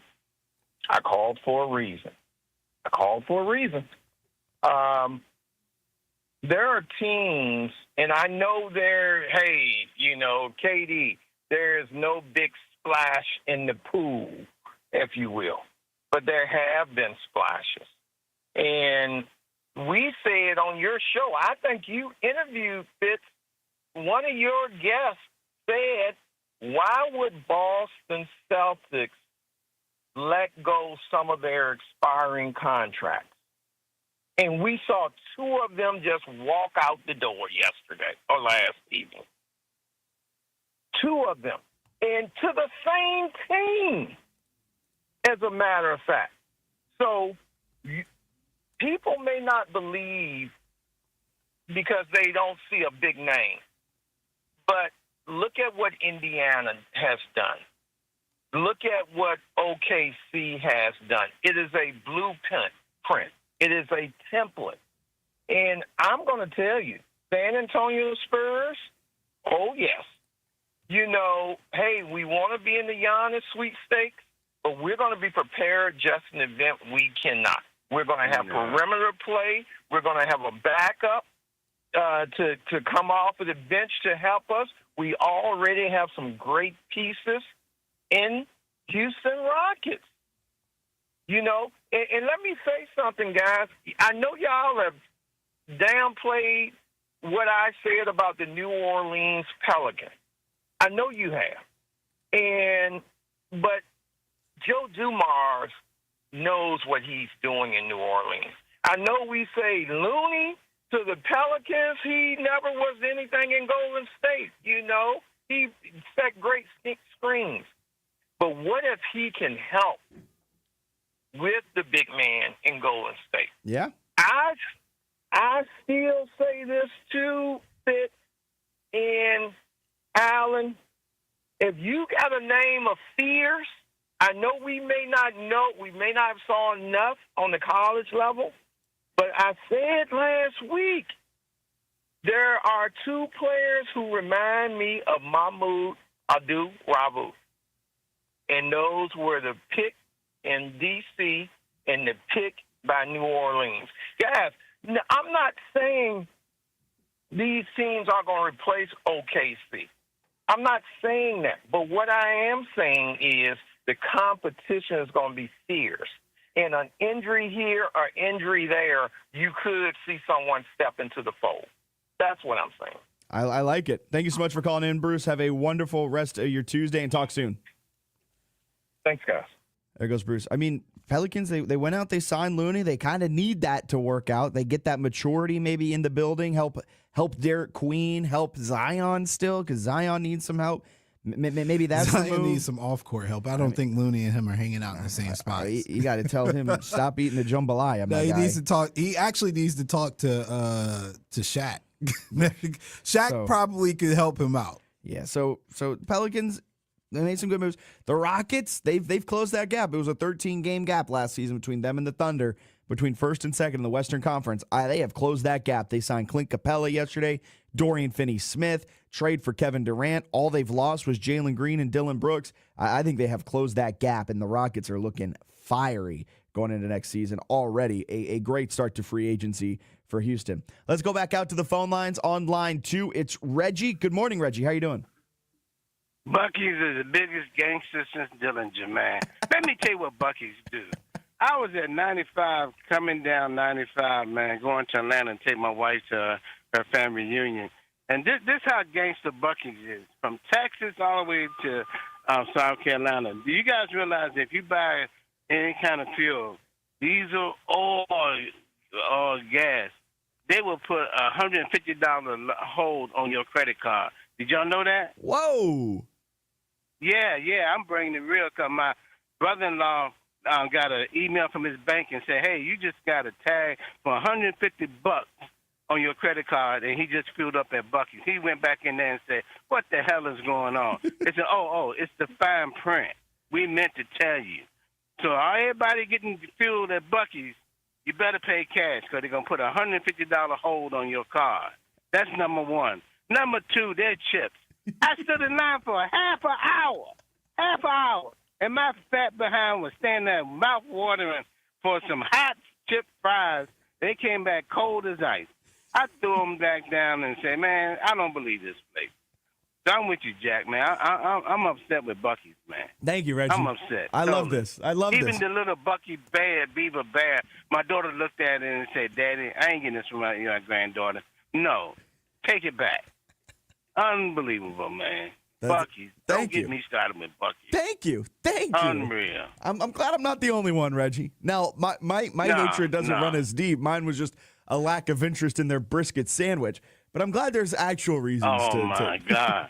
It was more sauce than meat, wasn't it? Mine, I got the like the triple decker meat one where it came with like the chicken and the brisket. Oh, you got and the slice. It was honestly, it was too much meat. Like, too much meat. Like, too much meat. And then the sauce was sliding everywhere. Like, the key to a good gas station food item, right, is you can eat it while driving and you don't get dirty or not that dirty. No, you don't get sick. You don't get sick, too. I took a bite into this one while we were just sitting in the parking lot, and it got barbecue sauce just squirted right onto my pants. And I was like, well, now I got to change when we get to where we're going. And see, just wasn't it wasn't the best. Wasn't the best. Sounds now, like Buc-ee's, you're a messy eater. Now, Buc-ee's, if you are listening to this and you want me to come out to your new 81 or 64 location to try to change my mind, I'm always happy to do an endorsement. Of that happening. Look, you can. Well, tell Buc-ee's. Oh, yeah, and quick question, gentlemen, since both of you are road warriors. Now, I went down 95 to Atlanta, and GPS routed me back to 85. Which is the quickest way, in your opinion, to Atlanta? 85 or 95? Just take a poll on I it. think the difference is the 10, and that's like 85 to 95. That's the only difference because I've been stuck on both paths. Yeah, 85 takes you through Charlotte. Yeah. 95 doesn't. Yeah, I've been 85 through Charlotte because I'm more familiar with that. Yeah. But I would say 95 probably is slightly quicker if you get no traffic. I've never not experienced traffic. Yeah, well, that's the key. Yeah, I drove to New York City a couple weekends ago and took us through D.C., Baltimore, and Philly on the way back, or I guess Philly, Baltimore, D.C. The mixing bowl, you always gonna get jacked up north. I don't care what time you go. Yeah, it was so much traffic. Oh my God! A 5-hour trip took 8 hours. And don't talk about the Jersey Turnpike, man. You go broke just going through the toll. You're right. You are very right, Reggie. Thank you so much for calling in. We got to get to a break here. We got a guest coming up at 9:30. There goes Reggie. Let's get that break in here. We'll step aside, be back with more Fitz the Bill right here on 106.1 ESPN. Catch up on the latest horse racing news with Off to the Races live broadcast, 10 to 11 every Saturday morning on 106.1 ESPN. Presented by The Racing Biz. Looking for the perfect golf course? Check out RVA's best kept secret, Queenfield Golf Club, just a few minutes past Mechanicsville. Reserve your tee time today at queenfieldgolf.com. This is Freddie and Harry. This could be the best situation for a number one draft pick to ever step in the NBA. Not saying Dallas will be a championship team immediately, but if everybody's healthy and everybody is right, Cooper Flag does not have to worry about having that kind of pressure to lead the way. In 2 years, this will be his team. He can make a difference from day one, but in 2 years, this will be his franchise. Check out more from Freddie and Harry weekdays at 3 Eastern on ESPN Radio and the ESPN app. Evan, Canty, and Michelle are unsportsmanlike. I think success in year 2 for Caleb Williams is them making the playoffs. The Chicago Bears need to make the playoffs this year. And I know on the surface that might seem a little harsh because it is only year 2 of Caleb Williams. It's year 1 with him and Ben Johnson. But success looks like them taking a step forward. They need to get to the playoffs this year. Unsportsmanlike. Weekday mornings starting at 6 Eastern on ESPN Radio and on ESPN2. This is Joe and Q. My son just graduated from Portland State. Right now, he's looking for a team overseas that he could play with. You think he wouldn't have picked up that phone that the Utah Jazz called? Look, I get it. Ace Bailey has earned the right to say that I can control my destiny. Obviously, my son didn't build that same resume, but be excited about your living out your dream. There's so many young men that when college ends, the dream is over. Joe and Q, weekdays from noon to 3 Eastern on ESPN Radio and on the ESPN app. Bob Black's here to get you through the wait. Whether it's hoops, gridiron, or on the diamond, 4 to 6 p.m. never sounded this smooth. Let's ride home with the voice of the Richmond Spiders.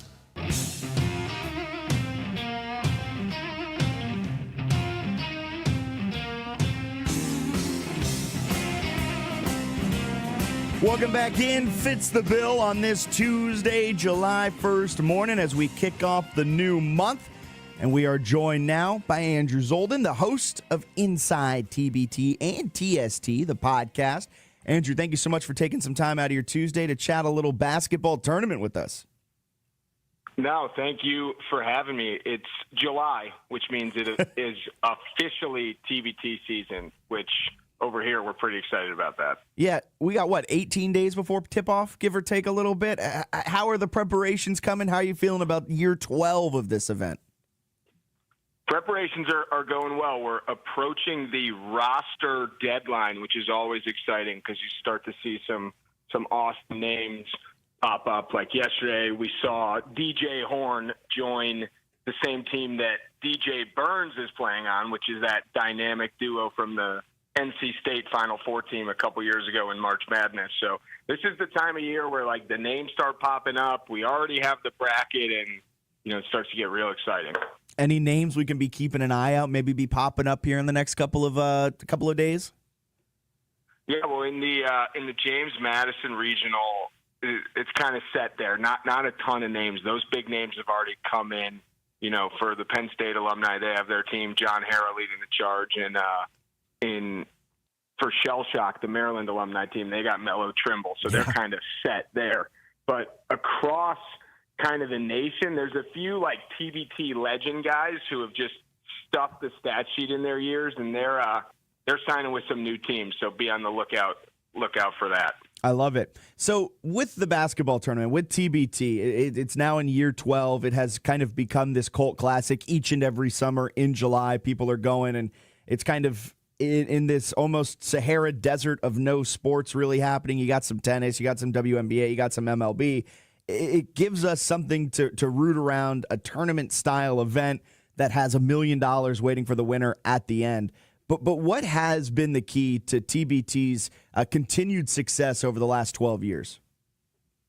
Yeah, I mean, the key has really been the players. Each year, the players just get better. And I don't mean like they're better than the previous year in terms of they train in the offseason. I mean, each year it's just more and more former NBA guys, former, high-level EuroLeague guys, names that just are coming out of nowhere, basically, to play. I mean, last year we had our biggest game ever in Louisville, where we had the Louisville alumni against the Kentucky alumni, the Ville versus La Familia. We sold almost 15,000 seats. Wow. And the game featured like 10 guys between the two teams combined with NBA experience. And this is like Montrezl Harrell, Willie Cauley-Stein, Eric Bledsoe last year, Russ Smith, like dudes who didn't just like play a game in the NBA, like we're on NBA rosters. So the talent has just gotten so good year in and year out. And then the brands, I mean, Kentucky, Louisville, all these schools that we're working with, like it doesn't get bigger than that in the college basketball landscape. We're still pushing hard to get that Duke, North Carolina rivalry to eventually happen in TBT. But we're in 8 awesome regions, and it just tells the story right there with how awesome the host teams are. So I got to know your thoughts on the Elam ending, probably my personal favorite part of TBT. What's your thoughts on the Elam ending? Yeah, I mean, I love it. As a guy who has to watch, every single game of the tournament, that's a lot of basketball, and I like that, like, even the blowouts, we'll call it, is ending with something exciting. So it really just adds an element that you don't get in other leagues, where if it's not a great game, maybe a team is significantly better, you still tune in for the fourth quarter or last 4 minutes because you're going to see a guy hit a game-winning shot. And sometimes those are the best moments when a team's up by a lot, because a guy who might be on the older side or the younger side, like that doesn't get a ton of tick in the game, is coming in and hitting that game-winning shot. In the NBA, you may have a guy come off the bench towards the end of the game and he hits a shot to put you up by 25 and the crowd goes crazy. In these instances, it's like a guy's hitting a shot in front of, 10,000 Louisville fans for the first time in 10 years, and the crowd just goes absolutely wild. So it really just makes an awesome moment out of every game, and obviously, huge fan. I mean, if I remember correctly, TBT was one of the first kind of big events to use the Elam ending. Why was that the decision?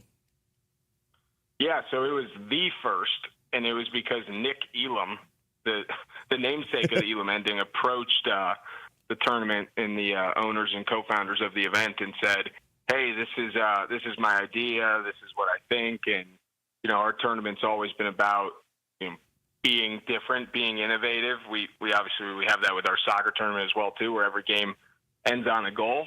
It's the same as basketball, but our company's always been like, we want to be different. We want to be exciting. We want to have $1 million prize, and the Elam ending was the perfect thing to do because it is different. You're not seeing that in other leagues. You're not seeing it, for all of a tournament really anywhere. So it was kind of I wasn't involved with the decision making. I would have loved to say I was, but that was, before my time with the tournament. But obviously, an incredible decision made by the organization, and Chris Paul is a co-owner of the company, and he's the one that brought it to the NBA for the All-Star game. Okay. Like, hey, this is what TBT does. We should try this. It's great.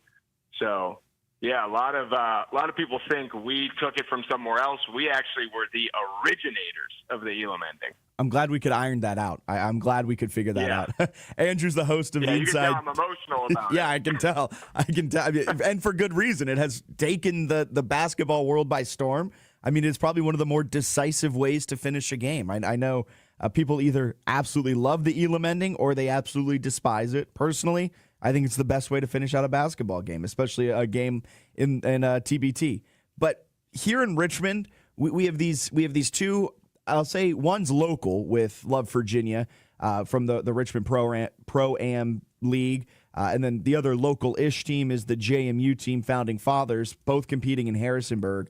You said Mellow Trimbles with Shell Shock, the Maryland alum team, a lot of big names in that regional. But what do you think we can expect out of that Harrisonburg regional?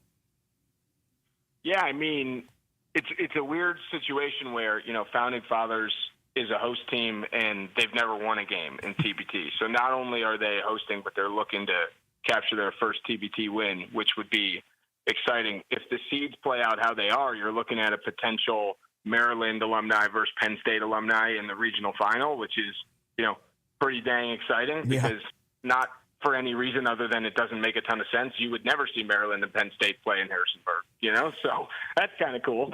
But the region as a whole, I mean, the rest of the teams do have some notable names. Obviously, Founding Fathers kind of led by Mark Freeman, who James Madison fans will know, and they'll know the whole team, obviously. But, that's a team that's capable of not just winning one, but potentially 2 or 3 games in the region. And then kind of a weird TBT tidbit, this team Magic Show, the 6th seed in the region, they actually their best player is most likely to be Sam Sessoms, who went to Penn State and last year was on the Penn State alumni team. Oh. So another little underlying storyline is if Magic Show, the 6th seed, plays upset and spoiler in the region, could have Sam Sessoms against not just his former TBT team, but his college alma mater in the regional final. So there's really just storylines all over, and it's the 7 and the 8 seeds are probably the 7 and the 8 seeds, but I'd say 3 through 6 could have all been 3 through 6. Yeah, I mean, Magic Show and Next Era Elite, two Philly-based teams, too. So a little potential rivalries there if they can find their way to the regional final. Yeah. So with that, is there a team out there, maybe not even in the Harrisonburg regional, just out there, that you think people should tune into, like it's appointment television? You need to stop what you're doing on July 18th or 19th and watch their first game. Yeah, I think the Syracuse alumni team, Boeheim's Army, is going to be very, very good. They have a lot of former Syracuse guys, and they also added a few non-Syracuse alumni as well, like Frank Mason, who's 2017 Player of the Year. So that's a team that's going to be worth watching and it's going to be good. But I'm actually very interested in the Indianapolis regional this year because you got the defending champs, Carmen's Crew, Ohio State alumni. They're the 1 seed there. But then also in the region in Indy, you got the Butler alumni and the Indiana alumni. So you're looking on one day, you're getting Ohio State alumni, Butler alumni, and Indiana alumni all playing, and then potentially a round 2 matchup of the Butler alumni and the Indiana alumni. So I'm watching their 2 games to see if they're going to match up in round 2. And those games are on Saturday the 19th, I think at 2 o'clock and then 4 o'clock. So I'm watching the Butler alumni to see if they win, and then the Indiana alumni to see if they win, because then they would match up at Hinkle Fieldhouse, which makes a little more sense than Penn State versus Maryland in Harrisonburg, Virginia. In JMU, yeah, exactly. So how difficult is it putting together these regions? I mean, in Indianapolis, it makes sense. You have the Butler alumni team, Indiana alumni team. There's going to be a ton of just pure Indianapolis, Indiana fervor around all of that. But, I mean, with what happened with the Harrisonburg Regional, Charlottesville, was it with UVA, they drop out. Like, how difficult is it to put together these regionals with the teams that you have? Yeah, I mean, anytime it's a first-year team, there's a little bit of a learning experience, which is what it would have been with that Virginia alumni team. But like last year, Houston was a first-year team. They hosted and they went to the championship game.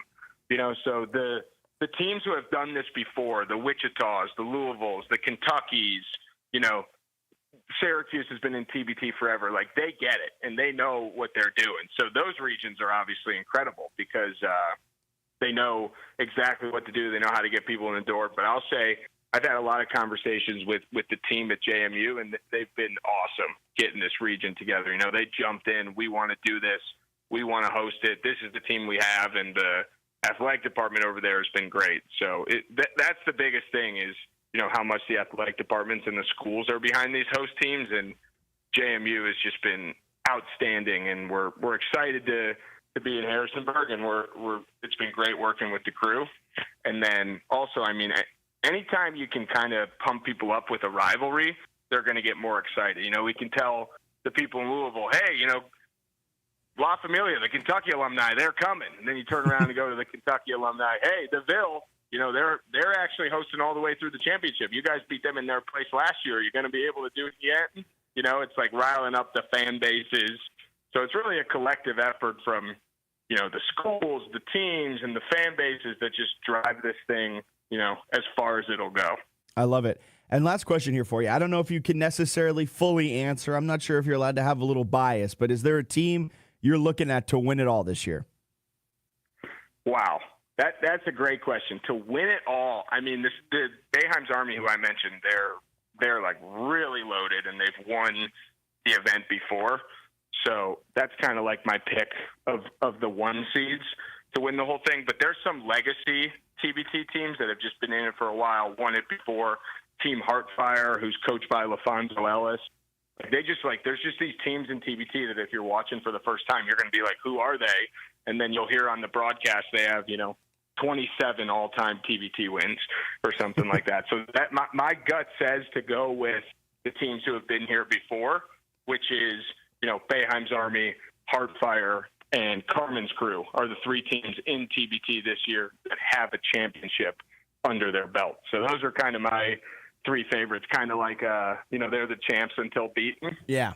So that's kind of a lame answer to say the teams who have won before are going to win, but it also is, you know, saves me from anyone being like, hey, that was biased. No, it wasn't biased. They just won before. Yeah, you covered all your bases. And, heck, we'll probably be rooting for Boeheim's Army here in Richmond. Frank Mason, a product of Petersburg, Virginia, and Jacob Gilliard on that team played his college hoops right here at the University of Richmond. So a little connection there as well with Boeheim's Army. So if it's not Founding Fathers, if it's not Love Virginia, I think fans can get behind Boeheim's Army. Andrew, thank you so much for taking some time out of your Tuesday morning, chat a little TBT with us. Have a great rest of your week. Have a happy 4th of July, and hopefully these next 18 days go by quick. No, thank you, and feel free to bring me back on when Love Virginia upsets a few teams. I love it. Andrew, thank you so much. Have a great rest of your day. You too. There goes Andrew Zoldan. You can follow him at Andrew Zoldan, Zoldan, on Twitter. He's the host of Inside TBT and the TST podcast, as well as doing a bunch of stuff with the basketball tournament and the soccer tournament, which just concluded about last month as well. So thank you to Andrew for coming on, chatting all things TBT as we gear up for that coming up in about 2 weeks or so. We're going to get a break in here, step aside, be back on this Tuesday, July 1st, Bobby Bonilla Day, right here on 106.1 ESPN Richmond.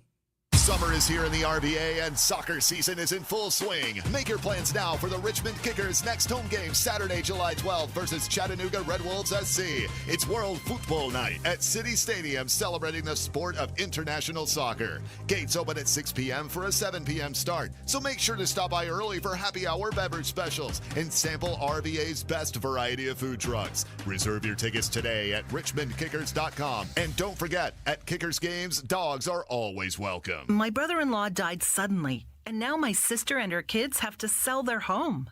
That's why I told my husband we could not put off getting life insurance any longer. An agent offered us a 10-year, $500,000 policy for nearly $50 a month. Then we called SelectQuote. SelectQuote found us identical coverage for only $19 a month, a savings of $369 a year. Whether you need a $500,000 policy or a $5 million policy, SelectQuote could save you more than 50% on term life insurance. For your free quote, call SelectQuote at 1-800-743-8080. That's 1-800-743-8080. Or go to SelectQuote.com. 1-800-743-8080. That's 1-800-743-8080. SelectQuote. We shop. You save. Full details on example policies at selectquote.com/commercials. Serving Richmond and beyond for over 20 years, Bonaire Shell features a full line of automotive services. Check out BonaireShell.com, loaded with coupons, specials, and more to see all that they can do for your car and your peace of mind. And now with their Fuel Rewards program, you can save at least 5 cents per gallon on every fill-up. Learn more at FuelRewards.com. Go see the team at Bonaire Shell, 8762 West Huguenot Road. Go to BonaireShell.com or call them at 272-3232. That's 272-3232. Horse racing is back, and it's time to get ready for another Triple Crown season. Get the latest from the industry every Saturday morning from 10 to 11 with Off to the Races on 106.1 ESPN. Presented by The Racing Biz. Nick Hahn and Frank Vespi bring you their insight and knowledge, talking with the people making the headlines, including jockeys, trainers, and owners. Plus, get the expert picks each week, including a visit by Derby Bill Watson. It's Off to the Races each Saturday morning at 10 on 106.1 ESPN. Streaming live on the iHeartRadio app. My brother-in-law died suddenly, and now my sister and her kids have to sell their home. That's why I told my husband we could not put off getting life insurance any longer. An agent offered us a 10-year, $500,000 policy for nearly $50 a month. Then we called SelectQuote. SelectQuote found us identical coverage for only $19 a month, a savings of $369 a year. Whether you need a $500,000 policy or a $5 million policy, SelectQuote could save you more than 50% on term life insurance. For your free quote, call SelectQuote at 1-800-743-8080. That's 1-800-743-8080. Or go to SelectQuote.com. 1-800-743-8080. That's 1-800-743-8080. SelectQuote. We shop. You save. Full details on example policies at selectquote.com/commercials. Call Herman Allen Plumbing, Heating, and Cooling at 804-746-5853 today to learn more about their award-winning Lennox product offerings. Summertime in RVA means one thing. Golf season is here. If you're looking for the perfect golf course, head over to Queenfield Golf Club, located just a few minutes east of Mechanicsville. Queenfield offers a beautifully secluded 18-hole course, spacious driving range, and professionally maintained practice greens and bunkers. Schedule your tee time today by calling 804-769-8838 or reserve a spot online at queenfieldgolf.com and make Queenfield Golf Club your new favorite course. Hey, it's Delvin Joyce, JMU Hall of Famer and former New York Giant. Listen, make sure you tune in to Talkin' Dukes every Wednesday on 106.1 ESPN Richmond. Go Dukes.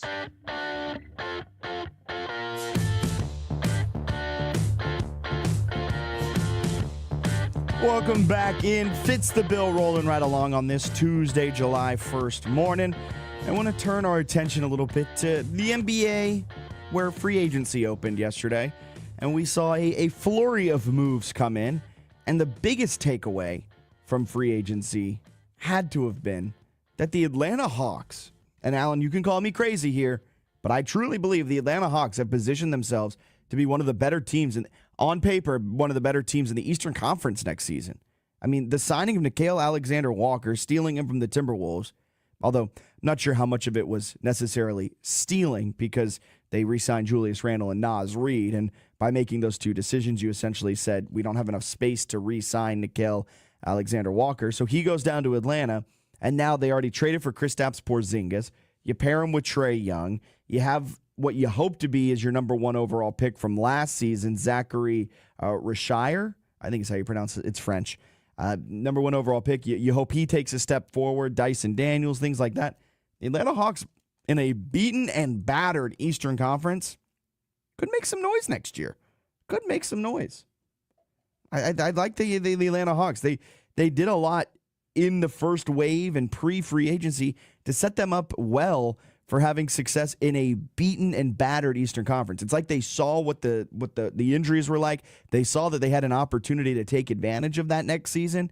And I mean, you look at these teams, the Hawks this last season, 2 games under 500, but with the moves on paper, because I'm saying on paper, Kristaps Porzingis' health is still a big question. He mysteriously missed multiple games in the NBA playoffs. No one's exactly sure why. He mysteriously missed about a month in the middle of the season. No one's entirely sure why. But if he is fully healthy, the Hawks can make that jump up because the teams in front of them, the Heat haven't gotten better. The Magic have gotten better.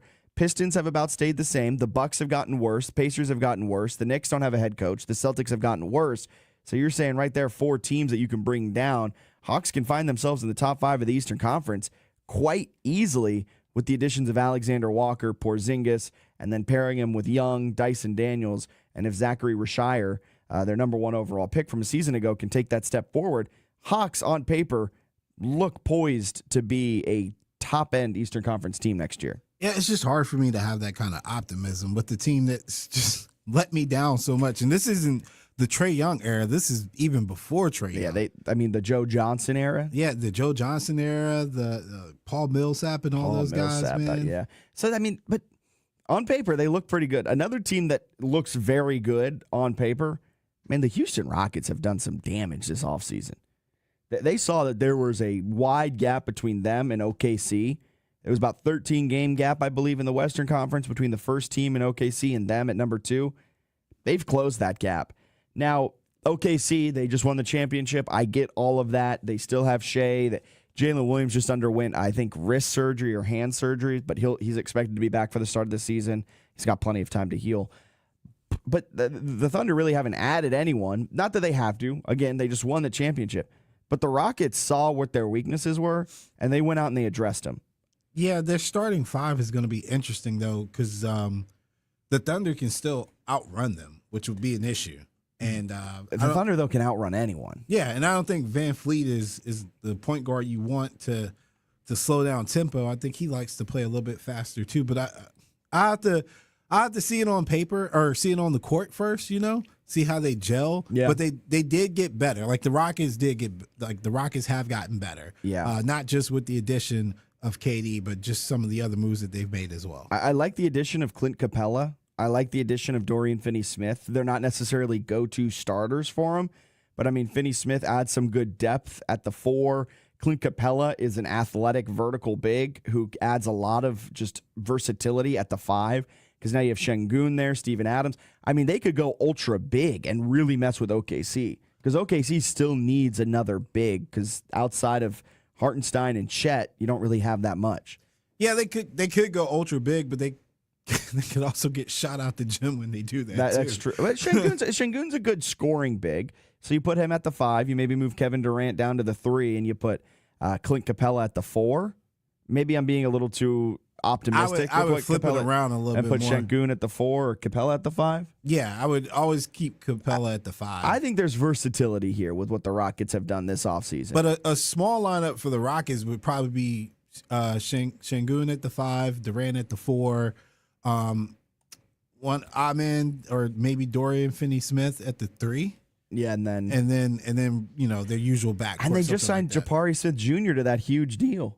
Yeah, I forgot. Not huge deal, I forgot about him. Never mind. They do actually have a pretty decent small lineup, even though he's not like the definition of a small lineup. For me personally, is that the team can cover the perimeter and also be a threat from the perimeter. Yeah. It's not necessarily in the size.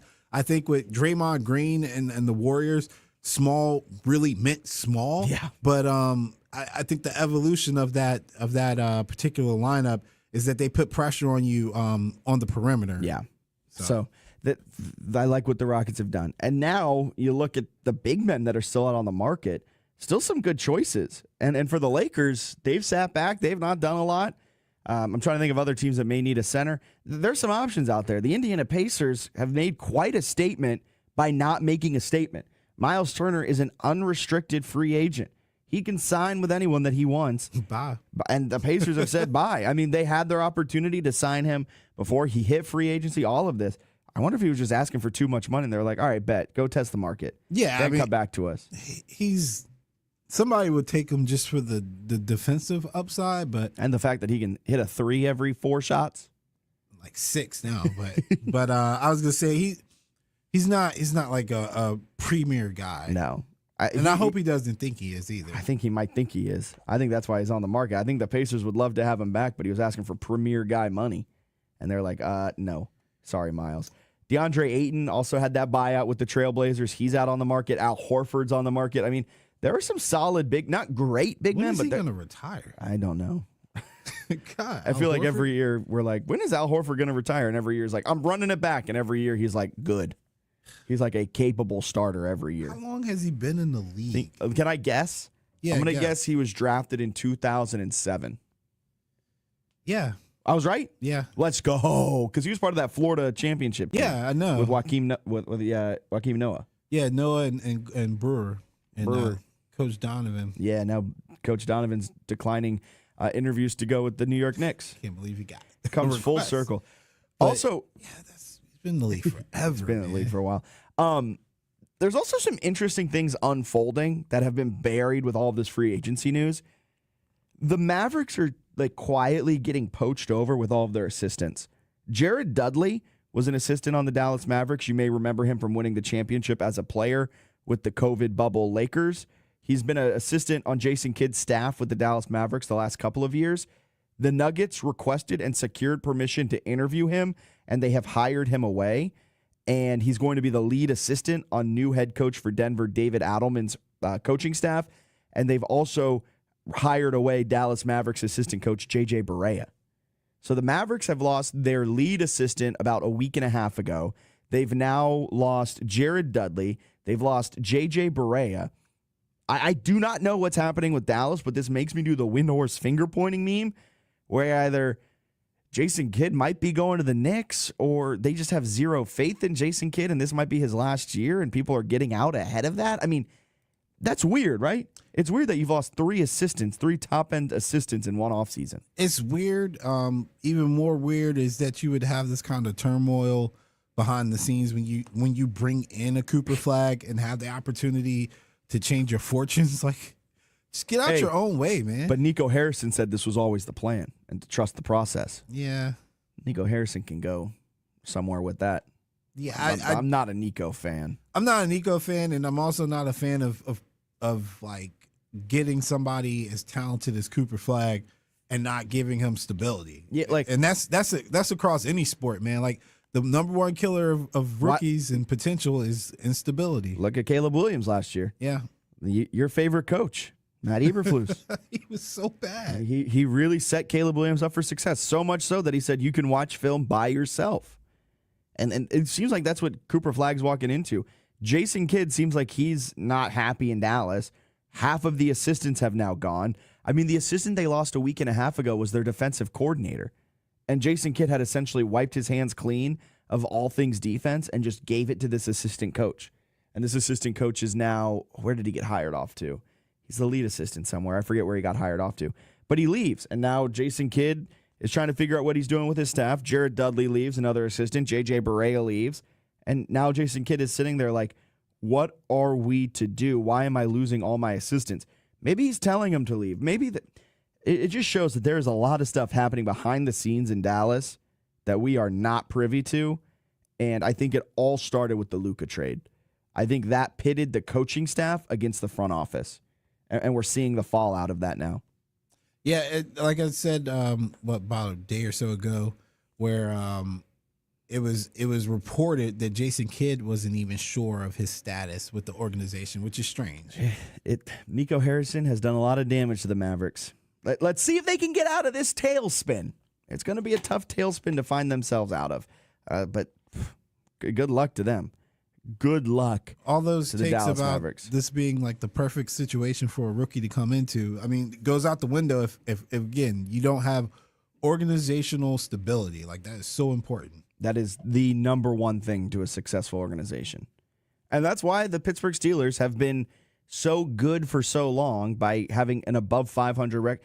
They have the institutional stability. They've had 3 coaches in the history of their team. Chuck Noll. No. Chuck Knox was the Seattle Seahawks head coach.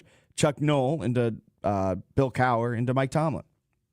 There's been the stability there, and so they've been able to grow around that, and they've been able to have consistent, sustained success.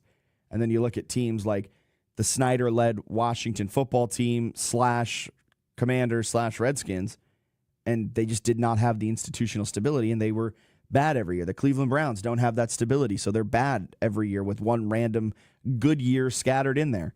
It's why when Snyder was the owner, the only time they had good teams was when Joe Gibbs 2.0 came around, because he brought stability back to the franchise. And the Dallas Mavericks are lacking all of that stability.